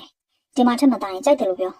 မမမေစိတ်ပြက်စွာကောင်းရနေစေမမေကြီးကောင်းချတဲ့ဒီအိမ်ကြီးကနေမမမေဘယ်ကိုမှမသွားဘူးမမမေအေးဆေးနေပြရစီတက်ရဲ့ဒီမွေကိစ္စကိုမိတ်ထားလိုက်ပါတော်တော်ပိုင် showcase မှာခက်မီမီရက်နေရကနေမက်ဂနယ်ရက်လိုက်ပြီးသားဖြစ်သွားတယ်မေ့ပြလို့ရမလားမမမေရဲ့မမအိမ်တွေရဲ့မိဘများဘယ်ထိချမ်းသာတယ်လဲဆိုတာမမမေရဲ့ပူသိပါတယ်အဲ့ဒါတွေအားလုံးမမအိမ်တွေရဲ့ရလိုက်တာဟုတ်တယ်ပြီးတော့ကိုကြီးနဲ့ညာကစားကမမေတို့ဘက်ကတင်တောင်းထားတာဒီရတနာသစင်စာစီတင်ကိုကာလတန်ဖိုးနဲ့တွက်ကြည့်အောင်ဒီလောက်မနေမနှောအမွေတွေကိုမမအိမ်တွေကသူ့သမီးကိုသူ့ပိုင်ပစ္စည်းဖြစ်နေအားလုံးလွှဲပေးသွားတာလေဒါတွေကိုတက်ကလိုချင်လို့ပြောနေတာမဟုတ်ဘူးမမမေငယ်တဲ့သူကစိတ်လိုက်မှန်မှပြီးတော့သူတို့ကယူထားလိုက်ရောလားဒါကိုပဲမကြည့်နဲ့တာတနေ့ရမဒုက္ခရောက်တော့ဒီတော့လှည့်ကြည့်မဲ့သူတွေမှမဟုတ်ပဲဒီလိုရမဘက်ကပြောပြရကိုတတ်ထန်မှကြားရတော့လေမမေရုံခက်ကြီးဖြစ်နေရပြန်နေမဖြစ်ပါဘူးဒီကိစ္စခုချက်ချင်းကိုကိုကြီးရုံငန်းကိုလိုက်ရှင်းရမယ်အိုးတက်ညီမလေးဟာဖြစ်ရလေကွယ်ဖြစ်လာမဲ့ပြဿနာတွေအတွက်ဒေါ်ရင်မေပိုင်ဆိတ်ရှုပ်ထွေးစားနဲ့ခေါင်းငိုက်ဆိုင်ကြရသွားလေရောလေအမွေးဆိုတာနဲ့ဘလူးတရေစီးတယ်လို့မိပွင့်ထွက်လာတတ်တဲ့ဒေါ်မိမိတွင်မျက်နှာကြီးကပေါ်လာတယ်မယားကောင်းတစ်ချက်ဝေ့ရနဲ့ရှင်းတော့မကြည့်ပဲလှုပ်လာတတ်တဲ့အကူကြီးမျက်နှာရှူတင်တင်ကြီးပိုင်ကြီးဟာမှာအမွေးကိစ္စတွေဘယ်တော့မှအဆုံးတတ်မှာလဲအကူခေါ်ရဆိုလို့အေးကွာထိုင်လက်ထဲကအထုပ်တွေကိုစပွဲပေါ်အသားချ၍တကွန်ဆက်တီမှဝင်ထိုင်လိုက်တယ်မင်းကပြောစရာရှိရဲ့ကြောဒီလိုနေတကောင်မှမင်းမလုံနဲ့တော့ဗျာကြောပြုတ်ပြုတ်ပြပြကြီးဖြစ်သွားရတယ်သူ့မှာဘာပြစ်ရှိလို့လဲလို့မေးလို့ပုံရတော့လဲနှကန်းနေတာလှုပ်နေတယ်ဘာတန်မှလည်းမထွက်မင်းကလည်းပြပြပြနဲ့ကွာစကားမှမဆုံးသေးရမင်းကိုနေတကောင်ထွက်ခိုင်းတာအကြောင်းရှိရဲ့ငါကြီးကတကွန် secret ကိုမင်းညစ်ပြီး secret ဘူးကိုကြောဘက်ကိုတုံးပို့ပေးလိုက်တယ်ရှော့တာဟုတ်ကြောတယောက်အဖိုးတန် secret ကိုတော့မှစိတ်ဝင်စားနိုင်မှာတကွန်ပြောမဲ့စကားတွေကိုကြားလို့လာတယ်ငါမိဘမဲ့ကလေးထိန်ဌာနတစ်ခုဖွင့်ထားရဲကွအဲ့ဒါကိုကြီးကျက်နိုင်ဖို့တယောက်ကိုငါစိတ်ချလက်ချလိုချင်တယ်နံပါတ်1လူကဲခက်ကောင်းရမယ်နံပါတ်2စာနာတနာတက်ရမယ်နံပါတ်3သုံးဆွဲဖို့လိုအပ်တာကုန်တာဖြည့်တာအားလုံးတောင်းစီအောင်မြင်တတ်ကြည့်တက်ရမယ်နံပါတ်4စိတ်ရှိရမယ်ပြီးတော့တကောင် secret ကိုတစ်ချက်ရှိုက်တွင်လျက်နှကန်းခတ်ဟာပြုတ်ကအခိုးဖြူဖြူလေးတွေကိုမှုတ်လွတ်လိုက်တယ်နံပါတ်5ကိုလာအောက်ကလူကိုနိုင်နှင်းစွာအုပ်ချုပ်နိုင်တဲ့သူဖြစ်ရမယ်ပြော၍ secret ကိုပြခွက်ထဲကိုထည့်လိုက်တယ်အဲ့ဒါမင်းကငါသဘောကျတယ်နေတကောင်ကနေထွက်ပြီးအဲ့ဒီကိုမင်းပြောင်းပေးနိုင်ပေါ့လာကတော့အခုလက်ရှိမင်းရတဲ့ရိုးရိုးစည်ရည်လေးလာကထက်နှစ်ဆပို့ပေးမယ်ဖြစ်နိုင်ရင်တော့မင်းအဲ့ဒီမှာပြောင်းနေရမယ်ဒါမဲ့လောလောဆယ်ပထမကိစ္စကိုမင်းလက်ခံနိုင်မလားစဉ်းစားပါအောင်ကျွန်တော်တခုမေးပြစီကိုမေးကျွန်တော်မှခုနအကူပြောတဲ့အရေးချင်းတွေရှိနေလို့လားဗျာတကွန်ကပြပြခက်ညာတဲ့ကြောမျက်နှာကိုစိုက်ကြည့်ပြီးပြုံးနေတယ်ငါကဲခက်ရသလောက်မင်းမစိုးပါဘူးလိုအပ်မယ်ထင်တာရတော့ငါခုပြောပြီးပြီပဲဒီလုပ်ကိုမင်းစိတ်ဝင်စားမယ်ဆိုရင်ပြောတဲ့အတိုင်းကွက်တီဖြစ်နေအောင်တော့မင်းကြိုးစားရမယ်အလုပ်ရှင်ဆိုတဲ့မှန်နဲ့ငါဘယ်လုပ်သမားမှနှိမ့်နှိမ့်ချက်ချက်မလုပ်ခဲ့ဘူးဒါမဲ့စီကံနဲ့ပတ်သက်ရင်တော့ငါဘာမှပြန်ကြည့်မှာမဟုတ်ဟုတ်လေအခုစိတ်ဓာတ်ကိုကျွန်တော်တို့လေးစားပြီးသားပါဗျာမင်းဒီမှာပဲဆုံးဖြတ်သွားလို့ရလားငါတိတ်မဆောင်နိုင်လို့တိတ်ရတာပေါ့ကိုရလာကလည်းတွေးရတယ်စားစိတ်ကလည်းပြောက်အောင်မယ်ကျွန်တော်ဖြစ်ဂျွန်းအောင်ထားထိုးလိုက်ခြင်းတယ်ပြီးတော့ဟိုမှာဆိုကိုကဂိုက်နဲ့ဆိုင်နေလူကြီးလောက်ရမှာတခုပဲရှိတာပြောကျွန်တော်နေပုံထိုင်ပုံအကိုမကြည့်နဲ့မှာကိုတော့ပူတယ်ဒါတမင်စူးစမ်းယူဖို့မလိုလေမင်းဟာမင်းရဲ့လုပ်ငန်းကိုအထူးလေးထားစူးစမ်းသွားမယ်ရည်ရွယ်ချက်ရှိရင်သူ့လိုပြည့်စုံသွားမှာပဲဒါဖြစ်ရင်မင်းလက်ခံပြီနော်ဟုတ်ကဲ့အကိုဝမ်းသာအားရကိုလက်ခံတာပါကောင်းပြီဒါဆိုရင်တကွန်ကစကုထုတ်အရှိကြီးတစ်ခုထဲမှာစင်းစာအုပ်ကြီးတစ်ခုကိုထောက်ယူလိုက်တယ်အားလုံးအတွက်လာစာကိုငါထိုက်ထိုက်တန်တန်ချိမြင်တယ်ငါလိုချင်တာကငါလုပ်တဲ့အလုပ်ဟာငါမျှော်မှန်းသလိုအားလုံးကွက်တီအောင်မြင်လာဖို့ပဲငွေရဒုတိယဝမ်းသာလိုက်တာအကိုရပတ်စံချမ်းသာတဲ့သူတိုင်းအခုလိုစိတ်သက်ရှိရင်သိကောင်းပါပဲဗျာဒါကြောင့်အကိုရမ်းချမ်းသာတာတကယ်လိုက်လေးလေးကြောကဆိုတယ်ချမ်းသာတာဘာလို့မှလဲကြောငါစိတ်ကူးဟာငါစိတ်ချမ်းသာမှုပဲငါစိတ်ချမ်းသာဖို့ငွေရအထီးကမဟုတ်ဘူးနောက်ဆုံးကွာငါစားဖို့ပဲကြံတော့တဲ့အထိဖြစ်သွားပါစေငါစိတ်ချမ်းသာတာကိုငါဆက်လုပ်မှာပဲဟုတ်မင်းသွားနိုင်ပါပြီဘယ်နေ့လှုပ်ဆဆင်းရမလဲကိုခုဆင်းလိုက်ရတယ်ဗျာတကွန်ကမတော့ဖြစ်သေးတဲ့ကော်ဖီပကံကိုကောက်ယူလိုက်တယ်ငါမှတော့လိုအပ်နေရပဲလေမင်းစင်ပြေမနေပေါ့ညံလီကောင်းလေဒါဖြင့်ညနေကျွန်တော်တခါရွှေ့မယ်ကိုအဆင်ပြေတာပေါ့ကျွန်တော်သမီးလေးပါခေါ်လို့ရမလားကိုတကွန်ကမျက်လုံးတစ်ချက်လန့်ကြည့်ပြီးကော်ဖီပကံပြန်ချတယ်ရရလေမင်းတို့အဆင်ပြေရပေါ့ပါလေမင်းညအိပ်ပြောင်းမလားဟုတ်ကဲ့โอเคကဲနင်ကငါ့ကိုလိုက်ပို့ပြီးစကားကောင်းနေတယ်နင်ပြန်မှုမိုးချုံနေပြီဘယ်နဲ့လုံးမလဲကဲရပါတယ်ဟာဘလောက်ဝေးရမှတ်လို့ ဘယ်နဲ့ရရမှာလဲနေအောင်ငါလေးလေးကိုခေါ်ပြီးပြန်လိုက်ပို့အောင်မယ်တော်ပါတော့မေရီရဲ့သူ့ပြန်ဖို့ငါပြန်ဖို့နဲ့ဒီညတန်တရားလဲနေလို့ပြီးမှာမဟုတ်တော့အစိုးရရှိသေးတဲ့ဟာကိုငါပြန်မမယ်ဟဲ့မရအောင်မယ်ရီကပြင်ထောင်တစ်ထပ်တိုက်လေးထဲမှာစွတ်ပြေးထွက်လာတယ်ငါစိတ်မချပါဘူးယမရဲ့နေပါအောင်ဆိုမယ်ရီရဲ့အဲ့လိုညင်းခုန်တာငါရမ်းစိတ်ကုန်တာပဲဖဲစိတ်တူလာတန်လေးနဲ့မို့မယ်ရီထပ်မဆွဲတော့ပါအရင်မြင့်ကိုဟန်သွဲလေးနဲ့ခေါင်းလျှော်ထားတာမို့ဝင်းနေအောင်ဖြန့်ချထားတဲ့ဆန်ရွယ်မဲခက်ခက်ကြီးများကတကောက်ဝင်းနာထိဝဲဖြတ်ချစ်တငယ်ချင်းတစုထိုးမလေးရဲ့နောက်ပိုင်းအလှလေးကိုစိတ်မချနိုင်စွာလိုက်မြော်ကြည့်နေမိရသူကမေရီပါလမ်းမကြီးကိုဖြတ်မကူးမိကြတဲ့ကတစ်ဖက်ပလက်ဖောင်းပေါ်မှာလူ၃ယောက်ပုံစံကူစီရက်လျက်သူမထံတနက်မမတ်ကြည့်နေတာကိုတတိထားမိလိုက်တယ်အဲ့ဒီဘက်စီကိုကူမအိမ်ရောက်မှမို့မကူးလို့ရလည်းမဖြစ်တဲ့ကိစ္စလက်ဝဲလက်ရကားကြီးပြတ်တောက်သွားသည့်အထိခြေစုံရက်နေတဲ့သူမကိုပဲလှမ်းလာတော့မတက်ယူသွရတာဖြစ်လာကြတယ်သိကြပါပြီဒါသူမကိုစောင့်နေကြတာဖြစ်မယ်အစားကတော့ထိတ်ကနေရှင်ခုန်သွားလျက်ဘေဘီလူသွားလူလာကိုစိုက်ကြည့်လိုက်မိတယ်ဘလို့ဖြစ်တာလဲသူမမှာမိမသားဖြစ်ပါလေနဲ့သူတစ်ပါးနဲ့တပားသူပေါ်ရန်လိုမုန်းချမပြုတ်ဘူးပါပဲလင်းနဲ့အပေကြောင့်ရန်သူတွေပေါ်မြနေရပါသည်။ရှင်နေပေါက်ဆာမလေးဒေါ်ရမပိုင်ဆိုးဘွားမှာအရန်ကိုပေါ်လဲအောင်မြင်စဉ်ကတစ်ချိန်ကျမတဲဟုပြုံးများအလန့်တကြားကြုံခဲ့ရဘူးတဲ့ဒီလိုယောက်ျားသားတွေပါပဲ။အဲ့ဒီရှင်နေလို့ကိုစိတ်ပြက်စွာဆွန့်ခေါ်နေသည့်အထိရုပ်ပြက်စင်ပြက်အရှက်ရခဲ့ရတဲ့သူမှာရမအင်္ဂလိပ်ခေလျက်ချမိန်ကိုတစ်ဖက်ကခမင်းမြင်လေးမလိုက်တယ်။အနက်ရောင်နှလုံးမအမြင်ကြောက်ဖက်ကလေးနဲ့ခြေသလုံးသားဝင်းနေလူလေးကိုလင်းငင်းမြင်ရတယ်။စိတ်ကအနှဲငယ်လှုပ်ရှားနေလျက်ဝဲလန့်နေတဲ့ကားမယောင်နေကြမှာပဲရှေ့တိုးရတန်ပုံစံလေးနဲ့တစ်ဖက်ကိုကူခဲ့တယ်။မိန်းကလေးပေမဲ့နောက်မှာဘာဖြစ်ဖြစ်ထွက်ပြီးရှောင်သိမ်းသွားမှချက်ပြီးတွေးပြချင်တဲ့အနိုင်မခံလို့စိတ်ကရှိကချက်ချင်းပဲသမင်သားကိုမြင်တဲ့ကြားတတော်ကြီးလိုလှုပ်ရှားလာကြတယ်။ကန်ဆိုးလာစွာကျေးလာတဲ့အလံဝဲမိတိုင်နှစ်ခုကြားရောက်နေတယ်။ဒီကြားထဲအဝေးပြေးဟင်းတို့ကားကြီး2စီး3စီးခန့်ကရှက်ထားသေးတော့မှောင်မိုက်တဲ့နေရရှ်ဟဲ့လာတော့လာရပြီမပြေးနဲ့လေကွယ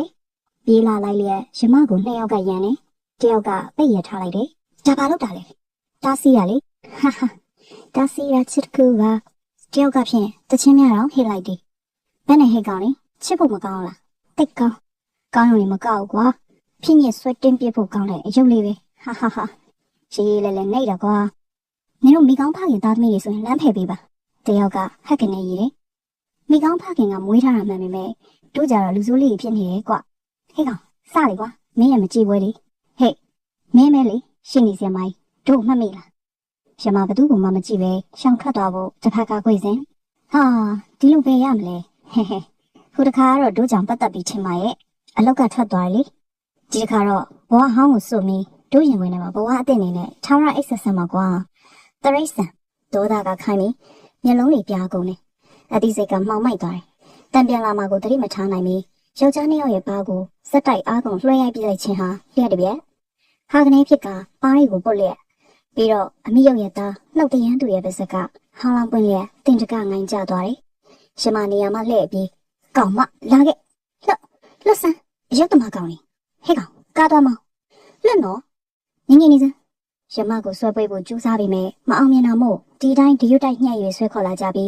းထိုးရက်လာတဲ့ကားနာမရောက်နေပြီဝင်းကနေချိန်သွားတဲ့ကားမယောင်ရက်ထားတဲ့အေကွန်ကားကြီးရဲ့နောက်တကားဂျိုင်းကနေဆောင်ပွင့်လာလျက်ရမကိုချုပ်ကင်ထားတဲ့ကားဘက်ကလိုဒိုင်းဆိုနောက်လန်ကျသွားတယ်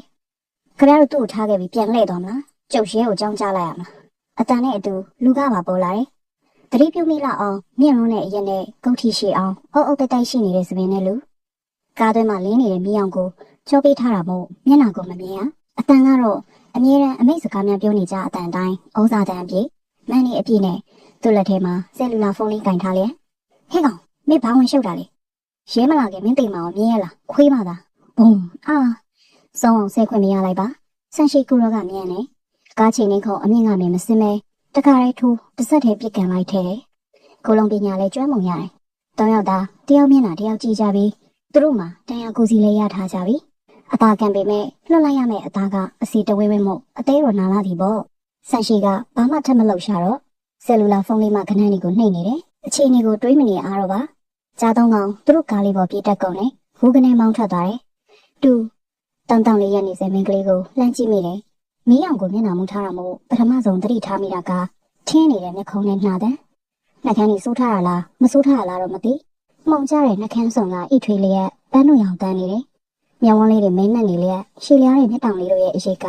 မျက်ကုံးဆက်နာမှာတချို့တော့ဝက်ထင်းနေအသားကတော့အဖြူကြီးတွေကမဟုတ်ခန့်ညိုညိုလေးညိုပေမဲ့ဝင်းဝါဆိုပြေးလေညိုပုံမျိုးခြုံကြည့်လိုက်တော့ကလာမင်းသမီးလေးလိုပေါ်လွင်နေတယ်မြမရုပ်လေးလည်းမပြောက်တော့သူ့မိန်းကလေးကိုတစ်ချက်ငေးကြည့်လိုက်မိတာအမှန်ပဲမင်းပဲပြန်ပါလေကမလေးသူ့ကိုဖြတ်ကနေမော့ကြည့်ရဲ့ခေါင်းလေးကိုမတိမတာငယ်သူ့မျက်နှာကိုရုပ်ဖမ်းကြည့်လို့ပုံရတယ်မင်းပဲပြန်ပါလေလို့မေးတာကွရွှေတောင်ကြားဟာလူသေးတာပဲနေပါဦးမင်းကရဲတင်းလိုက်လားဒီလိုပဲထွက်နေကြလားရှင်ကျမကိုကူညီထားတဲ့အတွက်အဲ့ဒီစကားကိုခွင့်လွှတ်လိုက်မယ်ရှင်မေးစရာရှိသေးလားဘာဘလို့ကွသူ့ထမအန်အော်တကြီးအတန်နဲ့အတူရမနာဆင်းချလာတယ်မြင်လိုက်တဲ့အရက်ကြီးရမအရက်မျက်နှာတော့သူ့ပခုံးကိုမှီယုံမဲရတယ်ဒီမှာမင်းကိုဟိုကားပေါ်တင်လိုက်နိုင်တာနဲ့မင်းဘယ်ဘဝရောက်သွားမယ်ထင်လဲမထင်မှစွာမင်းကလေးကနှကမ်းမဲ့ဖြစ်တယ်မှတ်ထားပါကိုအဝါကျမကမိဘအုပ်ထိန်မှုနဲ့နေတဲ့မင်းကလေးရှင်ချိုးချိုးဖက်ဖက်ပြောထည့်လိုက်တဲ့အတန်းစားမျိုးမဟုတ်အဲ့လိုမင်းကလေးဆိုဒီလိုပုံစံနဲ့ဒီလိုထွက်တင်သလားကျုပ်ကခမရကိုဒုက္ခရောက်မှာဆိုလို့ကိုညီတော်ကိုကျေးဇူးတင်မိမယ်ရှင့်စကားတွေကြောင့် sorry လို့ပြင်ရမှာပဲကိုညီတော်လေးနဲ့သူများသားသမီးကိုအဆက်ကွဲသွားအောင်ချိုးဖက်ပြောဆိုတာစေတနာရှင်နဲ့လားငါပြောတာထက်မင်းဘဝပြည့်ရမှာရောကျမဘယ်တော့မှဘဝမပြည့်နိုင်ပါဘူးဘာကျမမဟုတ်တာဘာမှမလုပ်မတရားမလုပ်ခဲ့ဒါမဲ့သူတို့အတွက်တော့ကျမကိုအကျိုးရုပ်စီခြင်းကြရလေကျမအမှုတဲ့တအုပ်ကိုရှောက်လဲချက်ပေးခဲ့ပြီအဲ့ဒါသူတို့တိတ်နစ်နာသွားတယ်သူတို့ဆိုတာစိုးစိုးရတယောက်ပေါ့ပြောပါအဲ့ဒါကိုမကြည့်နဲ့ပြီးကျမတို့တစ်ခါကားတင်မှုတယ်ဒါမဲ့ခုလိုမောင်မဲမဲတွေမှမဟုတ်လို့ကျမလွတ်မြောက်ခဲ့ပေမဲ့လူသိရှင်ညာအဆက်ကွဲခဲ့ရတယ်ခုလ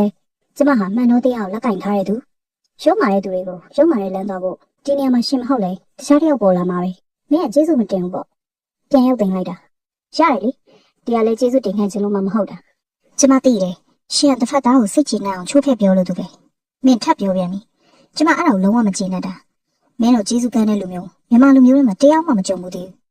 ကျမလည်းရှင့်လိုအားနွယ်တဲ့မိန်းကလေးပေါ်အခွင့်အရေးနဲ့တစ်ဖက်ကပြောရတဲ့သူယောက်ျားရဲ့မှာရှင်တယောက်ပဲရှိရမှတ်တယ်တောက်ခေါက်တန်ကပြင်းလာတယ်နှကန်းလေးမဲ့လည်းကမလေးချာကနေလက်ထက်သွားတယ်မဲခတ်တဲ့ဆန်ရွှေရှိကြီးတွေကကျိုးလေစီကနေအောက်ဖြားထိဝိုက်ကနေလွန်လူးတက်ဝဲကျသွားပုံက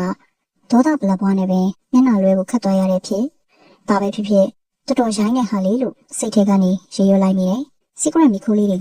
ကဂိမ်းရီရာဘက်စီကားလေးတစ်ချက်အတောင်ဝင်လှုပ်ရှားသွားသည်နဲ့လှုပ်ရှားလွန်လူလေးဝေဝဲမျောပါနေကြစေအဆက်မပြတ်မီခိုးလေးတွေညှင်းသက်စွာလှုပ်ထုတ်နေပြီးရင်အသွေးတို့ဒီလည်းအမြင်မပြတ်နိုင်ဇန်တွေအုံမဲမဲရှေ့ခတ်တွေပြောင်းလျက်မျက်နှာလေးတွေလည်းညွန့်မဝင်လို့လျက်နုနုညံ့ညံ့အဲ့လိုမင်းကလေးကသူ့စေတနာသူ့ရဲ့မဟာကိယနာဒေါသတရားတို့ကိုနားမလည်နိုင်စွာရန်လိုခြင်းမှန်ကြီးခြင်းတို့ဖြင့်သူ့ကိုစစ်ကင်းသွားသည့်အဖြစ်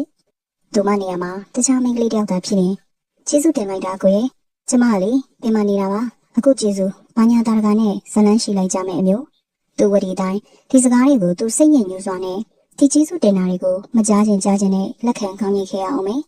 ခုတော့ကြည့်အောင်ကိုယ်စကားဘာများအမားကြီးဖြစ်သွားခဲ့တယ်လေကိုမတော့သူမဆွဆွဲတယ်လို့အခွင့်အရေးနဲ့ချိုးနေပြောဆိုလို့တော့ဆန္ဒတွေရှိခဲ့လို့လားတယောက်တည်းနေရင်ကျွတ်ကနေအန်ကျင်းမိတယ်ဒေါသစဆာတော့ဒီမျက်နှာကနှိမ့်ဆက်နေတယ်တကွင်းရင်ထဲမှာဒေါသတွေအလိမ့်လိုက်ကိုဖြစ်နေတယ်မျိုးချားလို့လည်းမကြဖွင့်ထုတ်ဖို့လည်းမဖြစ်နိုင်တော့နှကမ်းမဲမဲကိုဟန်နှွဲ့နှွဲ့နဲ့တစ်ဖက်သားသူကသူ့ပေါ်နိုင်စားခြင်းရန်လုံးပြင်းနဲ့ထားရခဲ့ပြီသူမှသာဒါတွေကိုမရှုနိုင်မကယ်နိုင်ငါကမှားတာကောင်မလေးကိုမကူညီပဲနေရမှာတယောက်ထင်းနေပြီးစကားပြောမိလို့ပြောပြီးမခံချင်မှုဒေါသတွေကရှင်မအဖြစ်ချက်အဲ့ဒီမိန်းကလေးကိုအခုနေတနေရာမှာသူတွေ့မိရင်ခုဖြစ်ရတဲ့ဒေါသတွေကိုအရေးဖြောပြရမှာလားပြဿနာကိုအစကဖြန့်ချိပြီးရန်ဖြစ်ကြမလားမဟုတ်သေးပါဘူးဘယ်ဘက်ကတွေ့ကိုကခံဖို့ကြီးဖြစ်နေစေစီဂရက်ကိုခွက်ထဲထိုးချထည့်ပြီးရင်လက်တစ်ဖက်ကအရေးခွက်ကိုကန်ရင်မော်လိုက်တယ်သူများကိုသူရှင်ဖွင့်ပြောတော့ကောဒါလေးများကွာဆိုပြီးသူ့ကိုပဲဝိုင်းရကြအောင်မယ်ဒီကဲဆိုခုမှတော့ဒါလေးကိုပဲမမေ့နိုင်မိမိရနဲ့နာနာချင်းချင်းခံစားနေရတယ်အကိုအသွေးလွန်နေစေအနီးကထွက်လာတဲ့မိန်းကလေးတန်ကြောင့်ဖြက်ကနေလှည့်ကြည့်လိုက်မိတယ်သူရုံငန်းရှိတဲ့စပွဲကစီရေးမလေးအေးနန္နာအခန်းထဲမှာဖုံးလာနေပါတယ်သူကောင်းငယ်၍နေရာမှထားရတဲ့အေးနန္နာကောင်းလေးငေါ့၍သူ့ရှိကနေခတ်တုတ်တုတ်လေးလျှောက်သွားတယ်သူရုံငန်းကြည့်လမ်းတစ်လျှောက်စီရေးမလေးစီရေးတွေအားလုံးသူ့ကိုတယောက်တစ်မျိုးလိုက်ကြည့်ကြတယ်ဟာငါငေးရလေ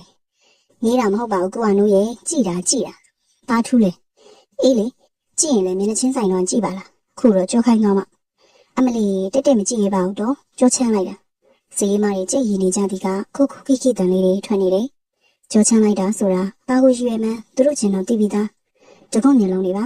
တကွန်းအသားကသားလက်စင်းနဲ့မဝင်ပဲခက်ညွညွ ထူထဲမှုလုံနေတဲ့မျက်ခုံးမွေးကတန်းနေလျက်မင်းနဲ့နေတယ်တကုမျက်နာကချောလာပါသည်လို့ပြောမရပါပဲဘယ်နေရာကကြည့်ကြည့်မိန်းကလေးတိုင်းစိုက်ကြည့်နေခြင်းစပွဲရုံမျိုးဒါပေမဲ့ဟောဒီရုံငန်းကစီးရီမာလီကဖြစ်ရှင်တုံပန်းတော်ဖြစ်လွန်းလို့တကုမျက်လုံးကိုနောက်တစ်ချိန်ရင်မဆိုင်ရဲပါဟုဆိုနေကြပြီ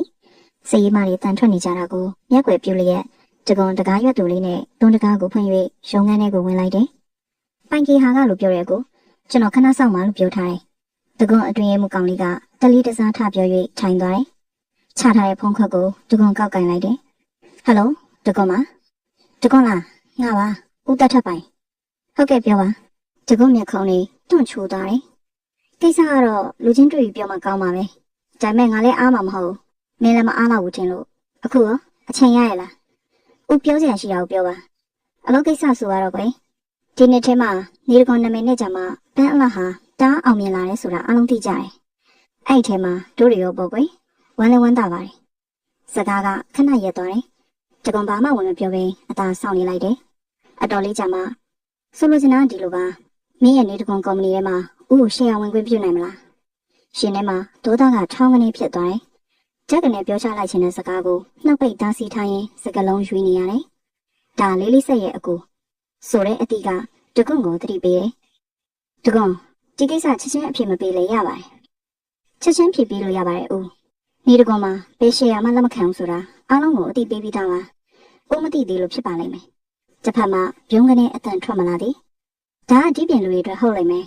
ဦးကတော့မောင်တကွန်မငင်းတဲ့ဘူးကျွန်တော်အတွက်ပုဂ္ဂိုလ်ရေးအနေနဲ့ကိုလူမှုရေးအနေနဲ့ပါစီးပွားရေးကဏ္ဍနဲ့လုံးဝမရောပါဘူး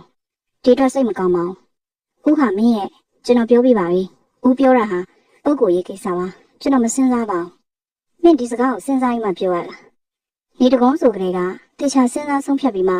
အားလုံးသိအောင်ကြော်ညာထားတဲ့အကြောင်းခုနကကျွန်တော်ပြောပြီးပြီပဲငါကတော့အားလုံးထဲမှာမတူတဲ့လူတစ်ယောက်ဖြစ်ချင်တယ်မင်းခွင့်ရေးပေးရမယ်လူလို့မြင်တယ်ကျွန်တော်ဝမ်းနဲ့ဆိုရယ်ညင်းဆိုပါတယ်တစ်ဖက်ကအတန်ကြာကြီးတိတ်သွားတယ်တကုံစိတ်ရှည်စွာစောင့်နေလိုက်တယ်ဒေါသဖြစ်နေတဲ့မျက်နှာကိုမြင်နေရတယ်တီးခန့်ခြင်းတွေကိုအဲ့ဒီမျက်နှာမှာမြင်နေရတာမို့တစ်ဖက်စပွဲကအတွင်းရမှုလေးကမသိမသာအကဲခတ်နေတယ်တကုံဆိုတာကစိတ်မထင်ရင်ရှင်နေရှိတာကိုပုံမှန်ပြောချလျက်ဖုံးကိုကွက်ကနေချပစ်တတ်တာမျိုးခုကြတော့ပိုင်ကေဟာကမှထင်မရဲလို့တွေးလျက်သူမျက်နှာပြန်လွှဲတယ်ချက်ချင်းစကားတိုင်ကပေါ်လာပြန်တယ်တခုတော့ရှိရဲ့ကွပြောပါမင်းစဉ်းစားပါအောင်ကောင်းအေးပေါ့အဖြေဟာပြောင်းလဲလာခင်ပြန်ဆက်တွေ့ပါဟုတ်ကဲ့ဘယ်တော့မှမပြောင်းလဲဘူးဆိုတာလဲအတိပြုတ်ပြီးပြောလိုက်ပြရစီကျွန်တော်အချိန်မရလို့ခွင့်ပြုပါဖုန်းကိုပြန်ချ၍သူအချာကြီးငိုင်နေမိရဲ့သူတယူတန်နေပြီလားမဟုတ်သေးပါဘူးအဲ့ဒါလေးလေးဆက်ကိုတိတ်လေးစားလို့ခွင့်လို့ပါလေးလေးဆက်ရဲ့ဦးဆက်ပိုင်းကလွတ်လပ်ခွင့်ပေးထားခဲ့ပေမဲ့တကယ်တမ်းခုလိုကြုံလာတော့သူ့ရင်ထဲမှာစနောက်စနင်းဖြစ်လာရတယ်ဦးဆက်ပိုင်းမသေးဆုံးမီ3လခန့်ကအိတ်ခမ်းထဲမှာပဲသူ့ကိုစကားတွေအများကြီးပြောခဲ့ဘူးလေအဲ့ဒီစကားတွေဟာသူငယ်စဉ်ကလေးကကြားဦးပြီးသားဇလန်းတစ်ပုဒ်ပါအဲ့ဒီထဲမှာမှသူ့အတွက်စကားတစ်ခုကိုသာလက်ဆောင်ပေးခဲ့တာမင်းတနေ့အဲ့ဒီဘိုင်းကီဟာနဲ့ပတ်သက်လာရလိမ့်မယ်မလွဲမသွေကိုပတ်သက်လာရလိမ့်မယ်အဲ့ဒီတနေ့ဟာငါမရှိတော့တဲ့တနေ့ပေါ့ကွာအဲ့ခါမှာမင်းအတွက်စိတ်ဆက်နှောက်စနင်းဖြစ်စေရဆုံးဖြတ်ရခက်စရာအကြောင်းခုခုရှိလာရင်ငါမျက်နှာကိုလုံးဝမထောက်ပဲမက်ဆေ့ချ်ဆုံးဖြတ်ခွင့်ရှိတယ်ဖြစ်ပြတဲ့သားကိုလွတ်လပ်ခွင့်ပြုခဲ့တာပါဒါရင်ပေကအောင်မလဲတိတ်ဆုံးသွားချိန်မှာလေးလေးဆက်ဆက်ကြည့်ကန်တွေကတွေ့ရတဲ့သူ့ရဲ့ဒိုင်ယာရီသူအဲ့ဒီဒိုင်ယာရီကိုဖတ်မကြည့်ခဲ့ပါအစဉ်တစ်လျှောက်လုံးလေးလေးဆက်ရေးတည်ရှိခဲ့တဲ့သူမဘက်ကလည်းအရေးတည်ကိုကျင်နာလာတဲ့အနီမေလက်ကိုတွားအပ်ခဲ့တယ်တပတ်ခန့်ကြာတော့အနီမေကသူ့ကိုဖတ်ခွင့်ပေးခြင်းနဲ့အတူဒိုင်ယာရီကိုပြန်သိမ်းထားပေးဖို့ပြောလာခဲ့တာအဲဒီတော့မှလေးလေးဆက်ရဲ့ခန်းစားချက်တွေအားလုံးသူသိခွင့်ရခဲ့ပါတယ်